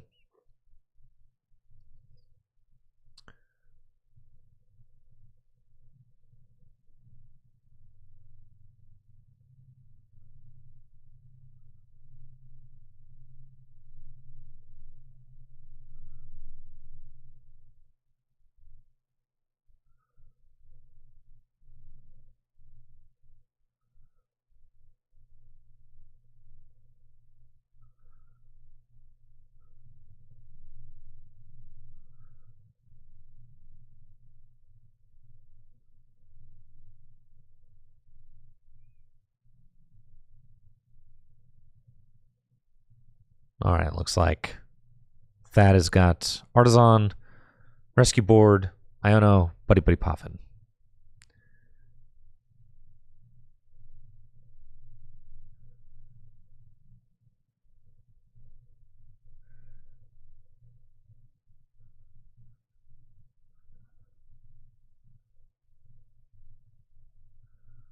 Rescue Board on the Enzorark. It's a safe place to put it. This is Thad's last counter catcher. It's definitely one to think about.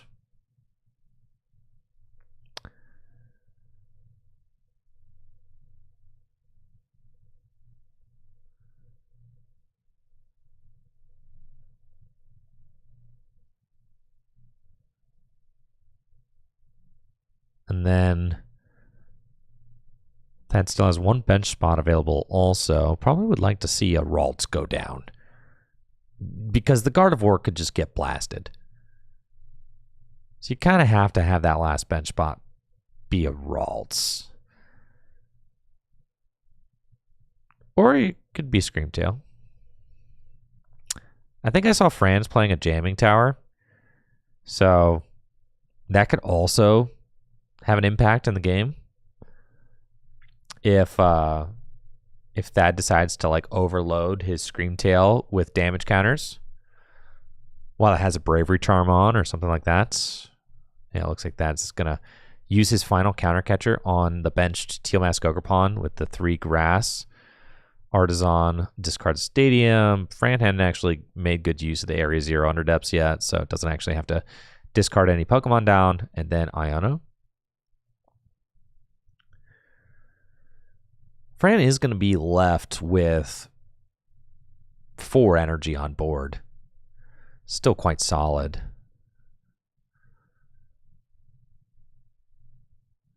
Yeah, and that's, I mean, she's got a Vessel and a Retrieval.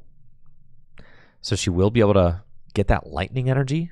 Or not the lightning energy. Yeah, the lightning energy that she needs. And with Retrieval, she can attach 1 extra energy to Teal Mask. So she'll be able to get 1, 2, 3, 4, 5, 6 energy in play.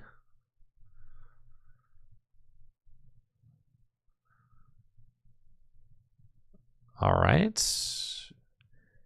Actually, is Thad going to knock out something on the bench? Let's see.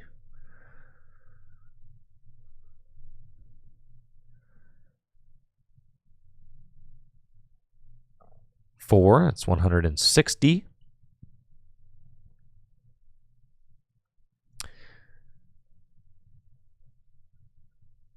So that's actually not even a knockout. I think, yeah. It's 160 plus 30, right? So yeah, that's not a knockout. That's 190. It'll get knocked out next turn.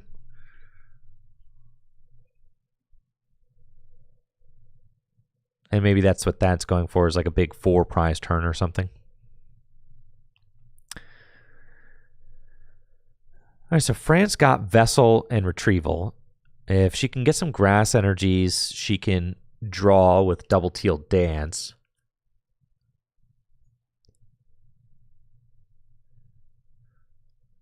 All Fran needs is like Prime or something, and just, I mean, really, it doesn't matter. She can knock out the active and then try to Prime or win, take game next turn. She really would like to have a second Raging Bolt down or some sort of like board stability. If she goes to 1 prize card, that's very scary against Guardy because you could just get Iona to 1. So you probably don't want to like prime the Guardy this turn because then you're getting Iona to 1. You'd rather get Iona to 2. So you would rather just like, and Thad, keep in mind, Thad used his last counter catcher. So I think that Fran should just take this knockout with Fan Rotom or something like that.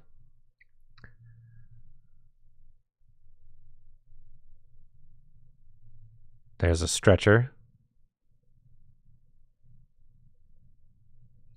Because Thad's down two counter catcher right now.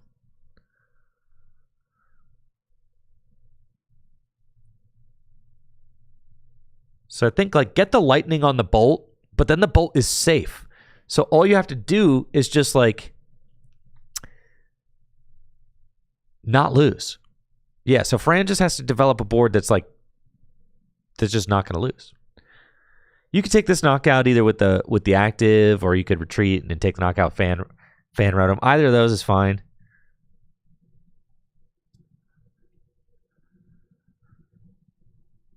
But like Fran is definitely in the driver's seat here. And she's just going to take the knockout with the active. I think that's fine.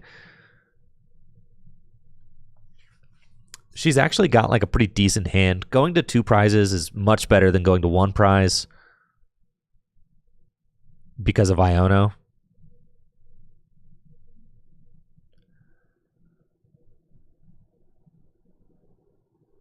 Looks like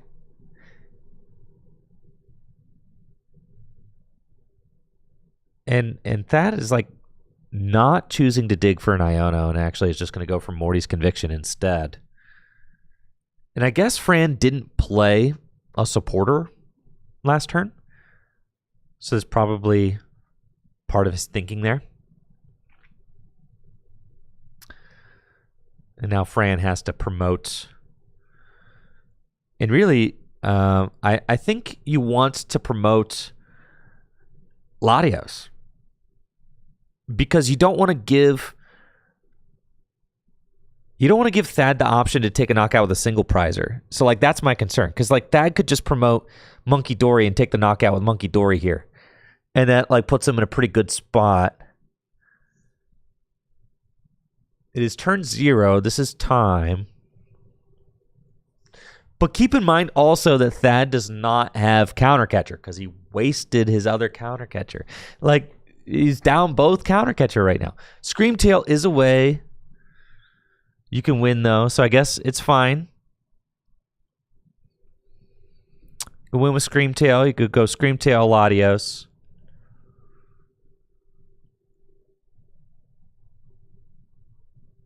You know, with a double monkey.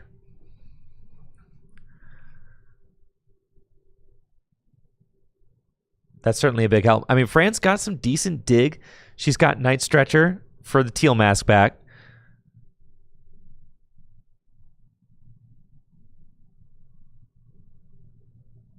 And then she's got Energy Retrieval. She can bring back Double Grass. And go. So she's got Top Deck, Double Teal Dance.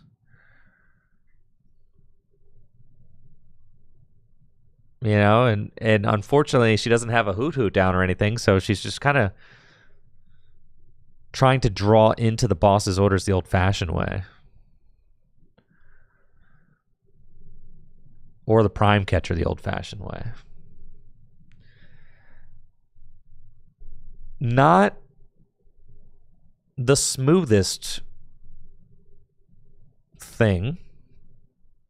I mean, she has routes to potentially find it. And Thad obviously sees the line of taking this knockout with a single prizer, which is why I said that, you know, oh, just going to pass? Is Thad trying to tie?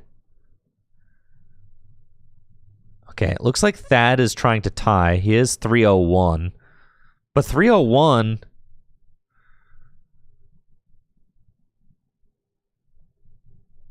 301 or 302 isn't like a winning record for a league challenge. So we'll see what Frank can do. All right, here we go. Because I think the Monkey Dory could have just knocked out the Fan Rotom. Like, why not do that? Is Thad trying to... Thad is trying to take a 3-prize turn next turn? Maybe? Maybe that's it. Maybe Thad just wants to take a 3-prize turn next turn, right? That's my guess. So, all right. I think that's what Thad's going for. Because he could go like double monkey the Fan Rotom, knock it out, and then like... I guess, right? Could he double monkey the Fan Rotom and then... All right, there's one Teal Dance. Here's another Teal Dance. Ultra Ball. I don't think Fran has it.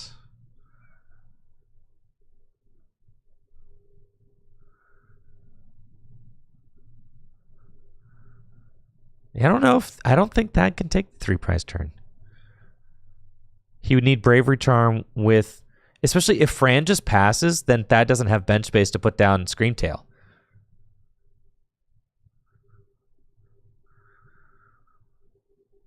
I still think, so Fran's turn 1.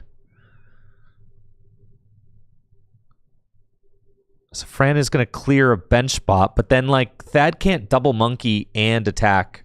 So I don't think Thad can't double monkey and like take 2 prizes, I don't think. Unless I'm tripping. Let's see. Okay, Thad would have to Turo something. Yes, Thad would have to Turo something. And then he can double monkey Screamtail Charm. Yes, if he can do all of that, then he can win. Yes. So Thad needs to... Oh, and Mew can swing and copy Raging Bolt. That's true. So Mew can one-tap the Raging Bolt. Yes. As can... Yeah, and Mew's already in play. So all Thad needs to do is bring back Monkey Dory, double monkey, and use Mew to win against the Raging Bolt. And Thad actually has win. Yeah. So that can do it. Benching the Clefairy was not part of that equation, though. You definitely don't want to bench the... Well... All right, here's how Thad can still do it. You bench the Clefairy so that the Raging Bolt is weak. Now you have to Monkey Dory the damage to the Fan Rotom, and then you have to Turo the Monkey Dory and do it again. Turo it, do it again. Turo it, do it again. You literally have it in your hand, I think. It's you do. You had it in your hand, bro. You had Turo Night Stretcher. Is that not it? Am I tripping? I'm crazy, right? We need to, he's got Turo Night Stretcher in hand.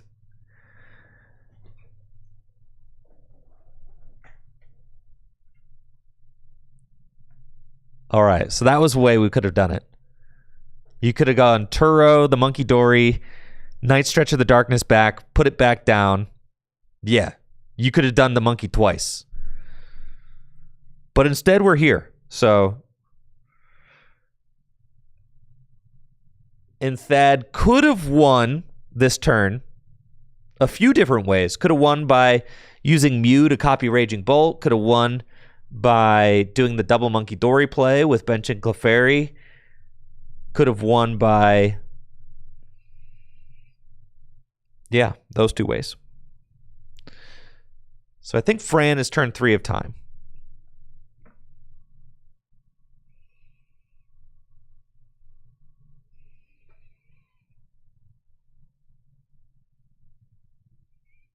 Yes, Fran is turn 3. So if Fran can win this turn, she got Fez, dude. No, it's not a matter of, well, all right. Zoroark's weak to grass, right? So if Fran finds Boss and a grass, can she do it? Prime catch a grass? Ultra Ball? Vessel? Boss! Oh my god! Or Knockout Monkey. Is there a grass in the deck? Is there a grass in the deck?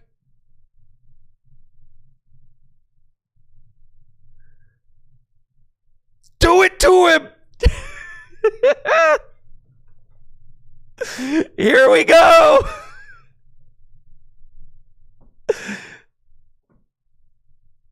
The Fran clan is eating good. Teal Dance for 1. Serve it up. Boss the monkey. Retreat and 120, and that's game.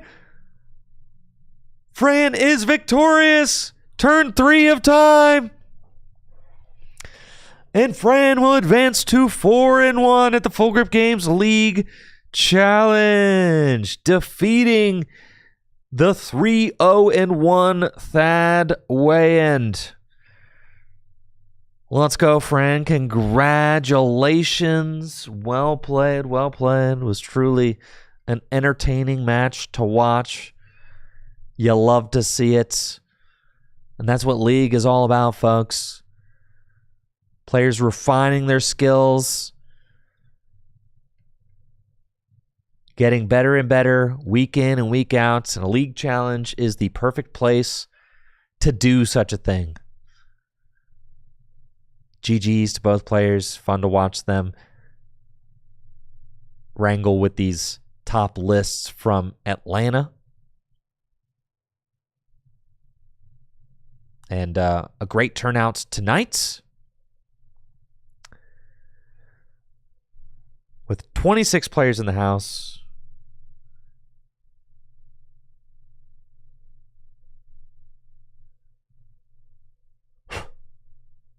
And I'm going to ask Heather if she can send a pic of the standings to me so that I can announce those to you guys as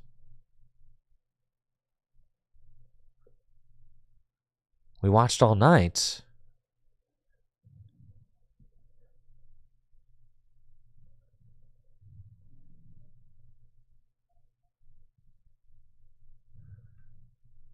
Here we go.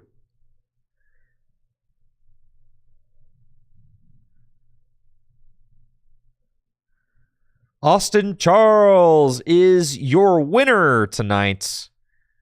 Austin Charles with a record of 4-1. Ben Peacock, second place, record of 4-1. Fran in fourth place, and Charles Edgar in third place, rounding out the rest of top four. There we go. Austin Charles, first place. I'm doing this like this. There you go. That's our standings, folks, okay? It's too late for graphic design. You're not getting graphic design. Austin Charles, first place. We saw him on stream earlier. Ben Peacock, second place. Charles Edgar, third place. Fran, fourth place. Been a long day. I know I didn't announce it in order, all right? But you got standings. That's pretty good, isn't it? All right, I'm out. I'll be back tomorrow night for some Gym Leader Challenge League action here at Full Grip Games. Thank you guys so much for the love and support tonight. It was a lot of fun. Thank you so much for the subs, the bits, and the good vibes all around. Fran with the final round dub there. I'll be back tomorrow night, 7 p.m. Eastern, for some Gym Leader Challenge.